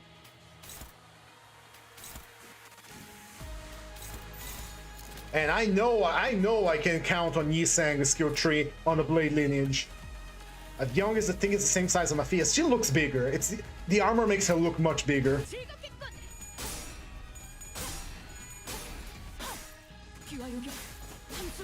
A stagger! Ah, we don't get to use the big attack. There we go. That was much easier. Blade Lineage kind of like literally just literally stronger. But then again, it is said that Bamboo Hat Kin, this is the memory from Bamboo Hat Kin, so maybe he saw her as much bigger than she actually is, but that's reaching a little bit. God damn, Ishmael. God damn. Anyway, that's the end of our dungeon here. Let me give you some of my thoughts about OSIR Ishmael. She is very good, but with almost every single Blade Lineage ID, she's very boring too, kinda. She has cool animations and she looks badass with those arms. The guard sprite is amazing because of the flaps on her jet gauntlet thing. She has a shit ton of extra attacks and reuses. But I say it's boring because there's no gimmick that you're interacted in here. She just, like, once she gets 15 she's 15 she just uses that extra attack. If she has haste or what's the other one, Dokaebi, whatever, she just reuses some coins, so it all goes very automatically. You're not really interacting much. Same goes for the rest of the Blade Lineage, but the rest of the Blade Lineage is just, they clash good once they have poise, and with Blade Lineage Mentor on the team, he just giga buffs everyone twice now with the Eagle. It's a good team, it's nice, but Double-headed king imagining tall woman. Yes, but also could be for the whole thing that she is so above him because she's a woman of principles. She is like the military commander of S-Corp, so he sees her as much taller than he is, way above him. But again, I think I'm just coping here. I want to believe the big woman. All right, let's claim our bonuses and get on to our nerd stuff now. That's right. Hey, 999. That's a nice number. I'll take a screenshot. Look at that. Right. My friends, if you are here for Limbus Company gameplay, the time to leave is now. Because right now we are gonna go read some books. As we do every end of our daily mirror dungeons, ever since I decided to do that, we are going to be reading one of the books for the sinners. In this case, we are gonna be reading Crime and Punishment, resuming our reading. So if you're here for gameplay, time to go. Thank you for being here. If you could give some support here to the channel, leave a like, a comment, subscribe, all that good stuff, that would be greatly appreciated. But now we are gonna get back into Crime and Punishment, which I already have it loaded here. Let me put it on the screen. We are on part 5 of Crime and Punishment, and this time I have my water here, so I don't have to go get it. So let me just take a big old sip.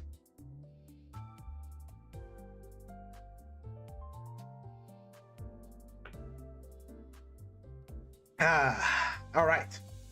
Let's get back to Crime and Punishment. I am going to mute Limbus background noise now. We are going to read one chapter, not an entire part, just one chapter, and then that's it. So, recap for Crime and Punishment last time we left off. Raskolnikov went to visit Porfiry, which is the detective responsible for the case of the murdered moneylender and her sister.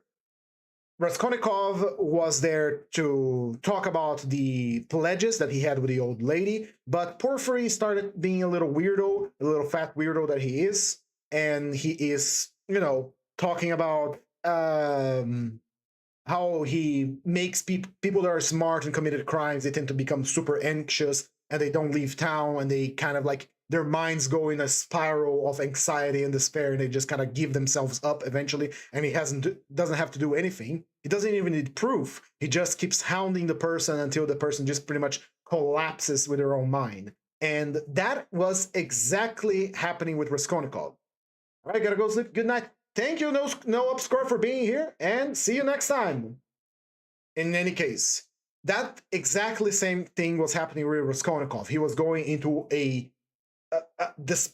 spiral of despair and anxiety, and he was about ready to confess, or Porfiry was right about ready to catch him, when a guy just barged into the office and said, "I did it, I killed the moneylender," and Porfiry was like, "Fuck, shit, I had him on the rope, and then this fucking guy shows up, and this happens."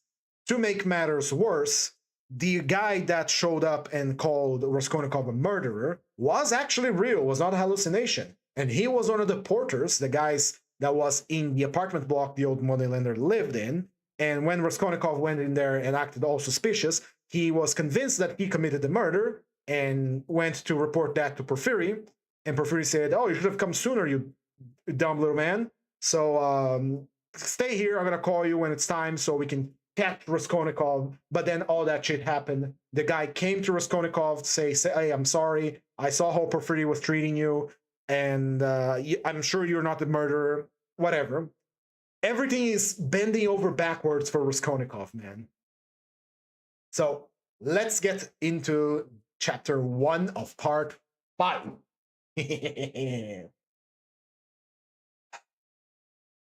The morning that followed the fateful interview with Dunya and her mother brought some sobering influences to bear on Peter Petrovich. Intensely unpleasant as it was, he was forced little by little to accept as an unshakable fact what had seemed to him only the day before to be fantastic and incredible. The black snake of wounded vanity had been gnawing at his heart all night. When he got out of bed, Peter Petrovich immediately looked into the looking glass. He was afraid that he had jaundice. However, his health seemed unimpaired so far, and looking at his noble, clear-skinned face, which had recently grown fattish, Peter Petrovich, for instance, was positively comforted in the conviction that he would find another bride, and perhaps even a better one.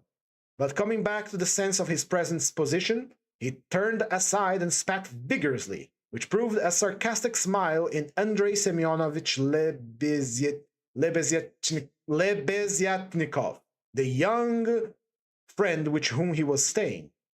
Peter Petrovich noticed that smile and held it against his young friend at once. He had recently held many things against him. His anger was doubled when he reflected that he ought not to have told Andrei Semyonovich about the result of yesterday's interview. That was the second mistake he had made in his temper, through impulsiveness and irritability. Moreover, all morning one unpleasantness followed another. He even found a hitch awaiting him in his legal case in the Senate. He was particularly irritated by the owner of the apartment, which had been taken due to his approaching marriage, and was being redecorated at his own expense. The owner, a rich German tradesman, would not entertain the idea of breaking the contract which had just been signed and insisted on the full forfeit money, though Peter Petrovich would be giving him back the apartment practically redecorated. In the same way, the upholsterers refused to return a single ruble of the installment paid for the furniture purchased but not yet removed to the apartment. "Am I to get married simply for the sake of the furniture?" Peter Petrovich ground his teeth, and at the same time, once more he had a gleam of desperate hope. Can it all really be over so irrevocably? It's no use to make another effort. The thought of Dunya sent a voluptuous pang through his heart. He went through agonies at that moment, and if it had been possible to cure Raskolnikov instantly by wishing it, Pyotr Petrovich would have promptly have uttered the wish. It was my mistake, too, not to have given the money, he thought, as he returned dejectedly to Lebeziatnikov's room. And why on earth was I such a Jew? It was false economy. I meant to keep them without a penny so that they would turn to me as their providence, and look at that. Oh, if I'd spent about 1,500 rubles on them for that trunk of the presents, or knickknacks, dressing cases, jewelry, materials, and all that sort of trash from Knopp's and the English store, my position would have been better and stronger. They could not have refused me so easily. They're the sort of people that would feel bound to return money and presents if they broke it off, and they would find it hard to do it, and their conscience would prick them.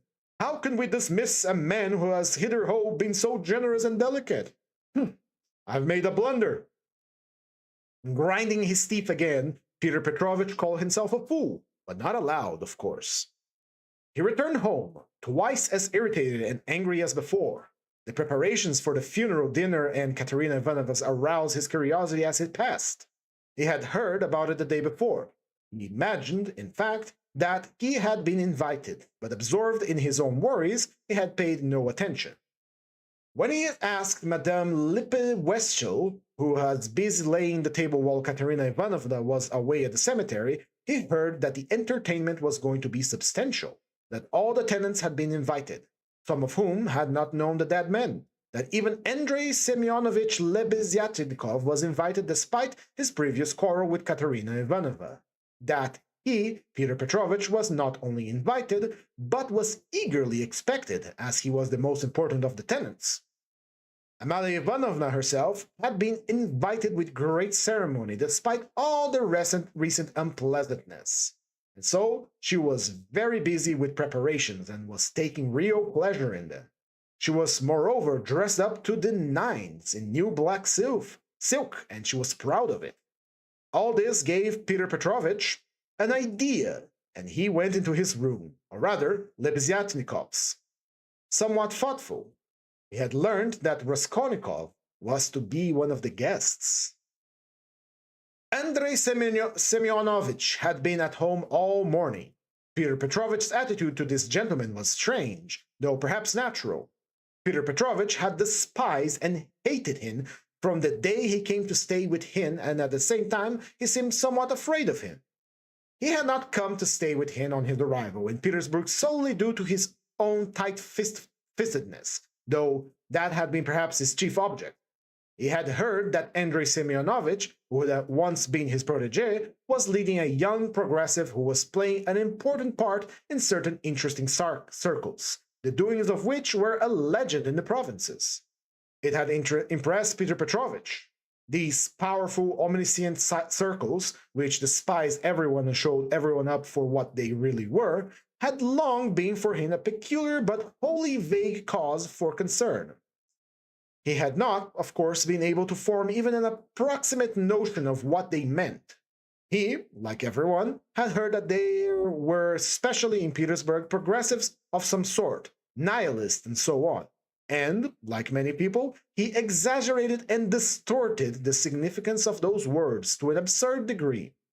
What, for many years past, he had feared more than anything was being shown up for what he really was, and this was the chief ground for his continual uneasiness at the thought of transferring his business to Petersburg. He was afraid of this in the same way as little children are sometimes panic-stricken. Some years previously, when he was just embarking on his own career, he had come upon two cases in which rather important people in the province, patrons of his, had been cruelly shown up. One instance had ended in great scandal for the person attacked, and the other had very nearly ended in serious trouble. For this reason, Pyotr Petrovich intended to go into the subject as soon as he reached Petersburg, and, if necessary, to anticipate contingencies by seeking the favor of our younger generation. He relied on Andrei Semyonovich for this, and before his visit to Raskolnikov, he had succeeded in picking up some current phrases. He soon discovered that Andrei Semyonovich was a commonplace simpleton, but that by no means reassured Peter Petrovich. Even if he had been certain that all the progressives were fools like him, it would not have allayed his uneasiness. All the doctrines, the ideas, the systems with which Andrei Semyonovich pestered him and had no interest for him. He had his own object. He simply wanted to find out at once what was happening here. Did these people have any power or not? Had he anything to fear from them? Would they expose any enterprise of his? And what precisely was now the object of their attacks? Could he somehow make up to them and get around them if they really were powerful? Was this the thing to do or not? Couldn't he gain something through them? In fact, hundreds of questions presented themselves. Andrei Semyonovich was an anemic, scrofulous little man, with strangely flaxen mutton-chop whiskers, of which he was very proud. He was a clerk, and had almost always something wrong with his eyes. He was rather soft-hearted, but self-confident and sometimes extremely conceited in speech, which had an absurd effect, incongruous with his little figure. He was one of the tenants from whom Amalia Ivanovna most respected because he did not get drunk and paid regularly for his lodgings. Andrei Semyonovich was, in fact, rather stupid. He attached himself to the cause of progress and our younger generation out of his own enthusiasm. Lilith, I think that is your first time here on the stream. Welcome! How are you doing? I welcome you to the stream. We are reading Crime and Punishment, the book on which Rhodia here is based off on. Anyway, he was one of the numerous and varied legion of dullards, of half-animate abortions, conceited, half-educated idiots who attach themselves to the idea most in fashion only to vulgarize it, and who caricature every cause they serve, however sincerely. Though Lebeziatnikov was so good-natured, he, too, was beginning to dislike Peter Petrovich. This happened on both sides unconsciously. However simple Andrei Semyonovich might be, he began to see that Peter Petrovich was dumping him and secretly despising him, and that he was not the right sort of man.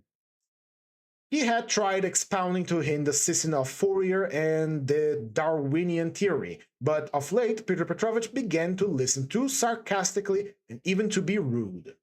The fact was, he had begun instinctively to guess that Lebeziatnikov was not merely a commonplace simpleton, but perhaps a liar too, and that he had no connections of any consequence, even in his own circle, but had simply picked up things third hand, and that very likely he did not even know much about his own work of propaganda, for he was in too great a muddle. A fine person he would be to show up anyone up. It must be noted, by the way, that Peter Petrovich had during those 10 days eagerly accepted the strangest praise from Andrei Semyonovich. He had not protested, for instance, when Andrei Semyonovich congratulated him for being ready to contribute to the establishment of the new commune, or to abstain from christening his future children, or to acquiesce if Dunya were to take a lover a month after marriage, and so on. Peter Petrovich took such pleasure in hearing his praises sung that he did not even look down upon such virtues when they were attributed to him. That morning, Peter Petrovich happened to have cashed some 5% bonds, and now he sat to the table and counted up bundles of notes. Andrei Semyonovich, who hardly ever had any money, walked around the room, pretending to himself that he could not look at all those banknotes with indifference and even contempt. Nothing would have convinced Peter Petrovich that Andrei Semyonovich could really look on the money unmoved, and the latter kept thinking bitterly that Peter Petrovich was capable of entertaining such an idea about him, and was, perhaps, glad to get a chance to tease his young friend by reminding him of his inferiority and the great difference between them. He found him incredibly inattentive and irritable, though he, Andrei Semyonovich, began enlarging on his favorite subject, the foundation of a new special commune. The brief remarks that dropped from Peter Petrovich between the clicking of their beads on the abacus betrayed an impolite and unmistakable irony. but the humane Andrei Semyonovich ascribed Peter Petrovich's ill humor to his recent breach with Dunya, and he was burning with impatience to talk about it. He had something progressive to say on the subject, which might comfort his eminent friend and could not fail to promote his development. There is some sort of entertainment being prepared at the Widows, isn't there? Peter Petrovich asked suddenly, interrupting Andrei Semyonovich at the most interesting passage. Do you really not know? But I was telling you last night what I think about all those ceremonies. And she invited you too, I heard. You were talking to her yesterday. I would never have expected that foolish beggar to have spent on this feast all the money she got from that other fool Raskolnikov. I was surprised just now when I went to take a look at the preparations there. The wines. Several people have been invited. It's beyond anything, continued Peter Petrovich, who seemed to have some purpose in pursuing the conversation. What? Did you say I was invited as well? What was that? I don't remember, but I shan't go. Why should I? I only said a word to her in passing yesterday about the possibility of her obtaining a year's salary as a destitute widow of a government clerk. I suppose that's why she invited me, isn't it? Oh, I don't intend to go either, said Lebeziatnikov. I should think not. After giving her a trashing, you might as well hesitate. Who trashed? Whom? Cried this guy's name is gonna kill me. Cried Lebeziatnikov, flustered and blushing. You trashed Katerina Ivanovna a month ago. I heard so yesterday. So that's what your convictions amount to. And the question of women, too, wasn't an entirely sound one. And Peter Petrovich, as though he were comforted, went back to clicking his beads. It's all slander and nonsense, cried Lebeziatnikov, who was always afraid of references to the subject. It was not like that at all. It was completely different. You heard it wrong. A false rumor. I was simply defending myself. She rushed at me first with her nails. She pulled out all my whiskers. It's permissible for anyone, I should hope, to defend themselves. I never allow anyone to use violence against me on principle. It's an act of despotism. What should I have done? I just pushed her back. Losing went on, laughing maliciously. You keep on like that because you are in a bad mood yourself, but that's nonsense, and it has nothing to do whatsoever to do with the question of women. You don't understand. I used to think, in fact, that if women are equal to men in all respects, even in strength, as is maintained now, there ought to be equality in that too.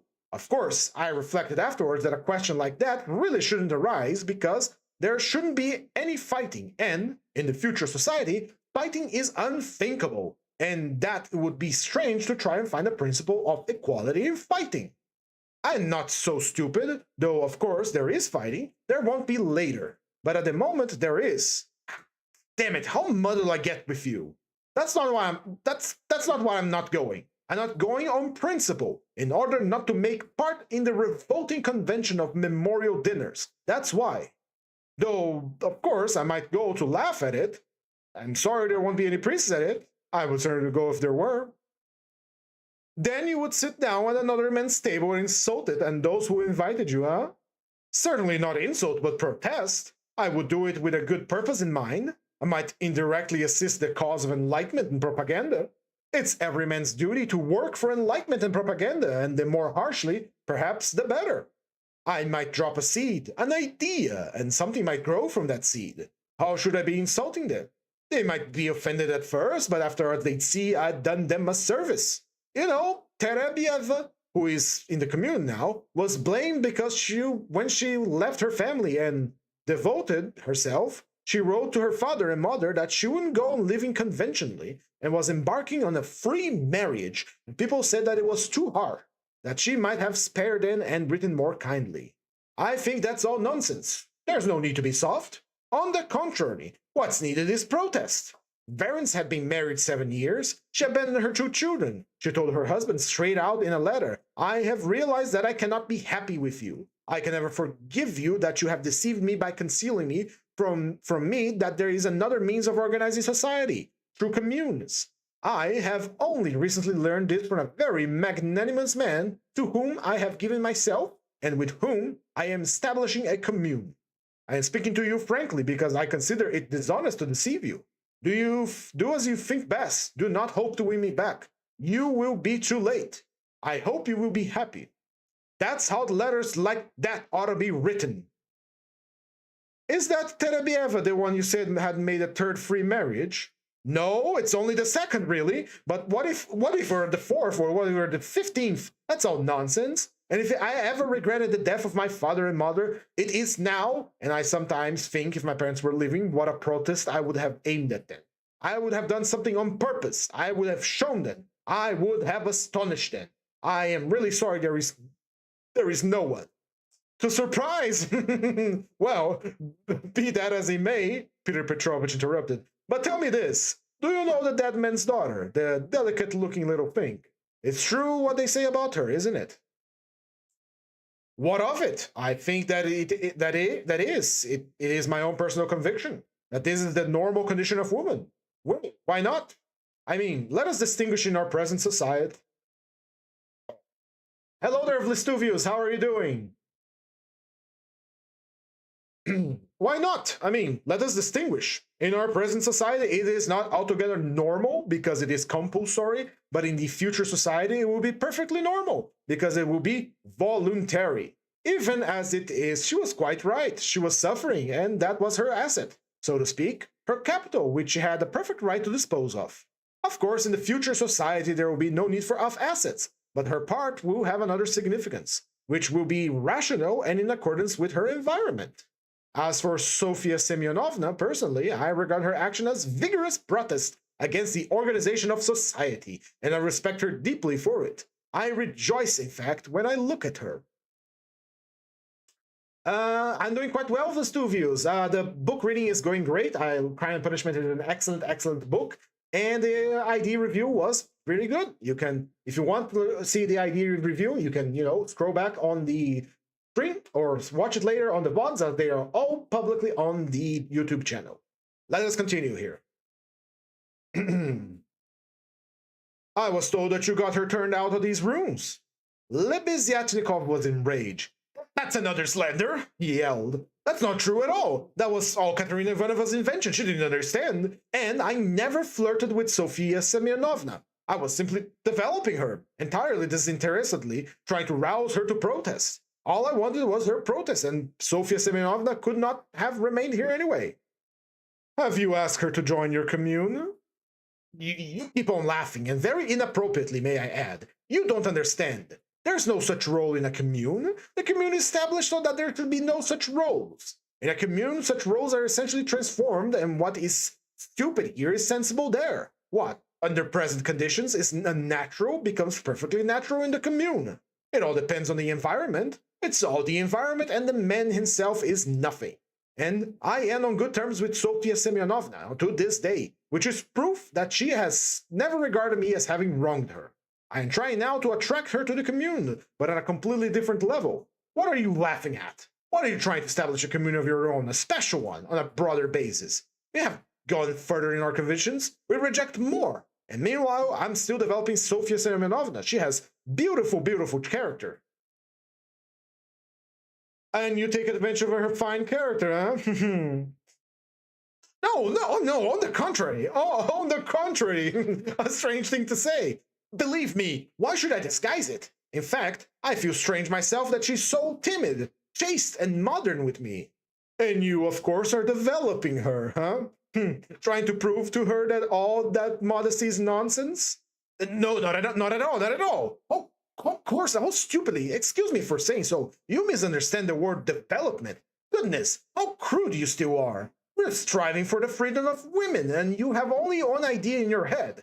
Setting aside the general question of chastity and feminine modesty as useless in themselves and indeed prejudicial, I fully accept her chastity with me, because that's for her to decide.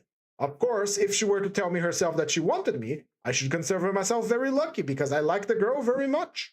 But as it is, no one has ever treated her more courteously than I, with more respect for her dignity. I wait in hope, that is all. Jesus Christ, this guy's pathetic. Holy shit. The Ishmael is great, just wanted the last 2 boxes on Ishmael shards, so I got the Mirror Eagle and the ID. Should not be able to poise everything up. They are very good. They are very good. Not only activating the Eagle for Myrtle, Giga Charge the entire Blade lineage, she has a assist defense, which turns into attack, and she just has free attacks on a timer too. It is a very good idea and a very good eagle. The eagle is a little bit of a band-aid on top of a band-aid for Blade Lineage. I still would prefer to Blade Lineage or other IDs got an uptight 5, but it's what we have and it's very good. So nothing to complain about there, other than, you know, it's an eagle. You've got to have it. Continue. You had much better give her some kind of present. I bet you never thought of that. You don't understand, I told you already. Of course she's just that kind of a position, just the kind of position, but that's another question. Another question entirely. You simply despise her, seeing a fact which you mistakenly consider is worthy of contempt. You refuse to take a humane view of a fellow creature. You don't know what a character she is. I am only sorry that recently she has completely given up reading and borrowing books. I used to lend them to her. I'm sorry too that with all the energy and resolution in protesting which she has already shown once, she has too little self-reliance, too little independence, so to speak, to break free from certain prejudice and certain foolish ideas. Yet she thoroughly understands some questions, for instance about kissing hand. That is, that it's an insult to a woman for a man to kiss her hand, because it's a sign of inequality. We had a debate about it, and I described it to her. She listened attentively to an account of the Workers' Association in France, too. Now I am explaining the question of coming into the room in the future society.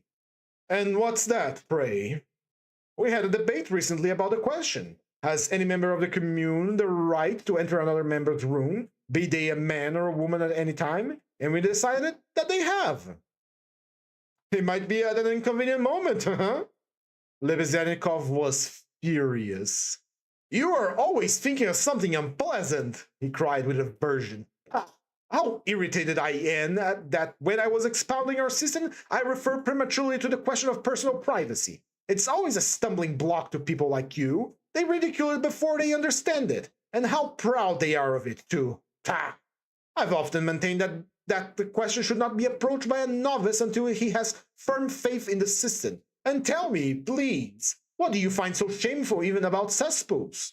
I would be the first to be ready to clean out any cesspool you like. And it's not a question of self-sacrifice, it's simply work. Honorable, useful work, which is as good as any other and much better than the work of a Raphael and a Pushkin because it's more useful. And more honorable, more honorable. What do you mean by more honorable? I don't understand such expressions to describe human activity. More honorable, nobler. All those are old-fashioned prejudices which I reject. Everything which is of use to mankind is honorable. I understand one word. Useful. You can snicker as much as you like, but that's the truth. Peter Petrovich laughed heartily. He had finished counting the money and was putting it away, but some of the notes had left on the table. The cesspool question had already been a subject of dispute between them. What was absurd was that it made Lebezhennikov really angry, while it amused losing, and at that moment he particularly wanted to anger his young friend.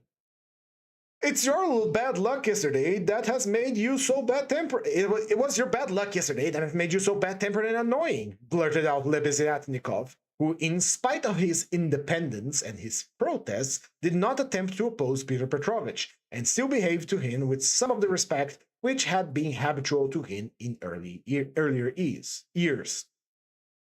You better tell me this, Peter Petrovich interrupted with a haughty displeasure. Can you, or rather, are you really friendly enough with a young lady to ask her to step in here for a minute? I think they all have come back from the cemetery. I hear the sound of steps. I want to see her, that young lady. What for? Lebezhennikov asked with surprise. Oh, I want to. I am leaving here today or tomorrow, and therefore I wanted to speak to her about... You can stay while we talk. It would be better if you did, in fact. There's no knowing what you might imagine. I shan't imagine anything. I only asked, and if you have anything to say to her, nothing would be easier than to call her in. I'll leave immediately, and you can be sure I won't be in your way. 5 minutes later, Lebezhennikov came in with Sonia. She came in very surprised and overwhelmed with shyness as usual. She was always shy in such circumstances and was always afraid of new people.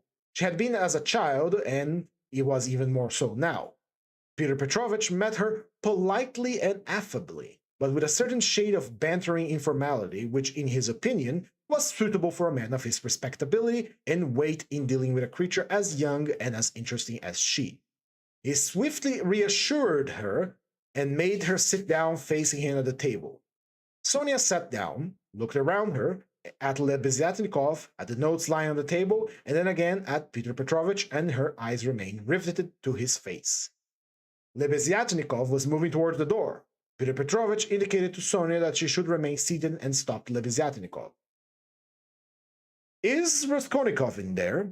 Has he come?" he asked in a whisper. "Raskolnikov? Yes. Why? Yes, he is there. I saw him just come in. Why?" "Well, I particularly beg you to remain here with us and not to leave me alone with this young woman. I only want a few words with her, but God knows what they will make of it. I wouldn't like Raskolnikov to repeat anything. You understand what I mean?" Sorry, this here was Lebeziatnikov talking, not the Sonia. "I understand." Lebeziatnikov saw the point. "Yes, you're right. Of course, I am convinced personally that you have no reason to be uneasy. But still, you're right. I'll definitely stay. I'll stand here at the window and get out of your way. I think you're right." Peter Petrovich returned to the sofa, sat down opposite Sonia, looked attentively at her, and made his face look extremely dignified, even severe, as if to say, "Don't you make any mistake, my girl." Sonia was overwhelmed with embarrassment. "Firstly, Sofia Semyonovna, will you send my excuses to your dear mother? That's right, Katerina Ivanovna is like a mother to you, isn't she?" Peter Petrovich began with great dignity, though affably. It was quite evident that his intentions were friendly. "Quite right, yes, like a mother," Sonia answered timidly and hurriedly. "Then will you make my apologies to her? Due to inevitable circumstances, I am forced to be absent and shall not be at the dinner, despite your mother's kind invitation." "Yes, I'll tell her at once." And Sonia hastily jumped up from her seat. "Wait, that's not all." Peter Petrovich detained her, smiling at her simplicity and ignorance of good manners. "And you know me little, my dear Sofia Semyonovna, if you think I would have bothered to trouble a person like you about a matter of such little importance, which affects only myself. I have another purpose." Sonia sat down hurriedly. Her eyes rested again for an instant on the gray and rainbow-colored notes that remained on the table, but she quickly looked away and fixed her eyes on Peter Petrovich. She felt that it was horribly impolite, especially for her, to look at another person's money. She stared at the gold eyeglass which Peter Petrovich held in his left hand, and at the massive and extremely handsome ring with a yellow stone on his middle finger. But suddenly she looked away, and not knowing where to turn, ended up staring Peter Petrovich straight in the face again. After a pause, of even greater dignity, he continued. "I happened yesterday, in passing, to exchange a couple of words with Katerina Ivanovna. Poor woman! It was enough to enable me to realize that she is in a preternatural position, if it can be expressed like that." "Yes, preternatural," Sonia hurriedly agreed. "Or it would be simpler and more comprehensible to say ill." "Yes, simpler and more it's ill." "Absolutely. So, then, out of my human feelings and compassion, so to speak, I would be glad to be of service to her in any way, for seeing her unfortunate position, I believe that the whole of this poverty-stricken family depends now entirely on you." "Allow me to ask," Sonia rose to her feet, "did you say something to her yesterday about the possibility of a pension? Because she told me you had agreed to get her one. Was that true?" "Not in the slightest, and in fact it's an absurdity. I merely hinted that she might obtain temporary assistance as the widow of an official who had died in service, if only she had patronage, but apparently your late father had not served his full term, and recently in fact had not been in service at all. In fact, if there were any hope, it would be completely accidental, because there would be no claim for assistance in his case, far from it. And she is dreaming of a pension already. A forward-thinking lady." "Yes, she is, because she's too trusting and she has a good heart, and she believes everything because of the goodness of her heart. And she's like that, yes. You must excuse her," said Sonia again, and again she got up. "But you haven't heard what I have to say." "No, I haven't heard," muttered Sonia. "Then sit down." She was terribly confused. She sat down again a third time. Seeing her position with her unfortunate little ones, I should be glad, as I have said before, as far as it lies within my power to be of service, that is, as far as it lies within my power to be, not more. One might, for instance, get up a subscription for her, or a lottery, something of the sort, such as it's always arranged in such cases by friends or even outsiders who wish to assist people. It was of that I intend to speak to you. It might be done. Yes, yes, God will repay you for it, faltered Sonia, gazing intently at Peter Petrovich. It might be, but we will talk about that later. We might start today. We will talk it over this evening and lay the foundation, so to speak. Come to me at 7 o'clock. Mr. Lebzyatnikov, I hope, will assist us. But there is one circumstance of which I ought to warn you beforehand, and for which I would like to trouble you, Sofia Semyonovna, to come here. In my opinion, money cannot be, in fact, it's unsafe to put it in Katerina Ivanovna's own hand. The dinner today proves that, though she has not, so to speak, even got a crust of bread for tomorrow, and, well, boots or shoes or anything she has bought Jamaica rum today, and even, I believe, Madeira and coffee. Saw it as I passed through. Tomorrow it will all fall upon you again. They won't have a crust of bread. It's absurd, really, and so the way I see it, a subscription should be raised so that the unhappy widow would not know of the money's existence. Only you would, for instance, am I right?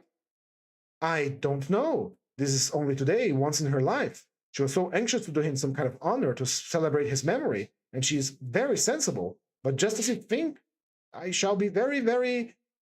There will be all... and God will reward and the orphans, and Sonia burst into tears.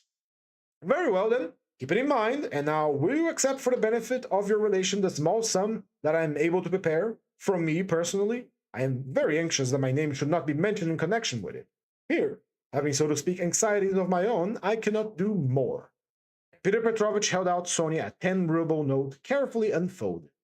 Sonia took it, flushed crimson, jumped up, muttered something, and began to leave. Peter Petrovich accompanied her ceremoniously to the door. She got out of the room at last, agitated and distressed, and returned to Katerina Ivanovna, overwhelmed with confusion. At this time, Lebzyatnikov had stood at the window or walked around the room, anxious not to interrupt the conversation. When Sonia had gone, he walked up to Peter Petrovich and sullenly held out his hand. I heard and saw everything, he said, laying stress on the last verb. That is honorable, I mean to say it's humane. You wanted to avoid gratitude, I saw. And although I cannot, I confess, in principle sympathize with the private charity, for it not only fails to eradicate the evil, but even promotes it, yet I must admit that I witness your action with pleasure. Yes, I like it. That's all nonsense, muttered Peter Petrovich, somewhat disconcerted, looking carefully at Lebzyatnikov. No, it's not nonsense. A man who has suffered distress and annoyance as you did yesterday, who can still sympathize with the misery of others, such a man, even though he is making a social mistake, is still deserving of respect. In fact, I did not expect it of you, Peter Petrovich, especially as according to your ideas. Oh, what a drawback your ideas are to you. How distressed you are, for instance, by your bad luck yesterday, cried the simple-hearted Lebzyatnikov, who felt his affection for Peter Petrovich return. And what do you want with marriage, with legal marriage, my dear noble Peter Petrovich? Why do you cling to this legality of marriage? Well, you may beat me if you like, but I'm glad, truly glad, it hasn't succeeded. That you are free, that you're not quite lost for humanity. You see, I spoke in my mind. Because I don't want in your free marriage to be made a fool of and to bring up another man's children. That's why I want a legal marriage, Losing replied in order to make some answer. He seemed preoccupied with something. Children? He referred to children. Lebzyatnikov started off like a warhorse at the trumpet call. Children are a social question and a question of the utmost importance. I agree, but the question of children has another solution. Some refuse to have children altogether because they suggest the institution of the family. We'll talk about children later, but now, as for the question of honor, I confess that's my weak point. That horrid military Pushkinian expression is unthinkable in the dictionary of the future. What does it mean? It's nonsense.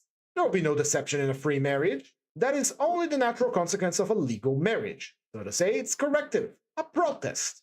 So that in fact, it's not humiliating. And if I ever Suppose an absurdity were to be legally married, I would be truly glad of it.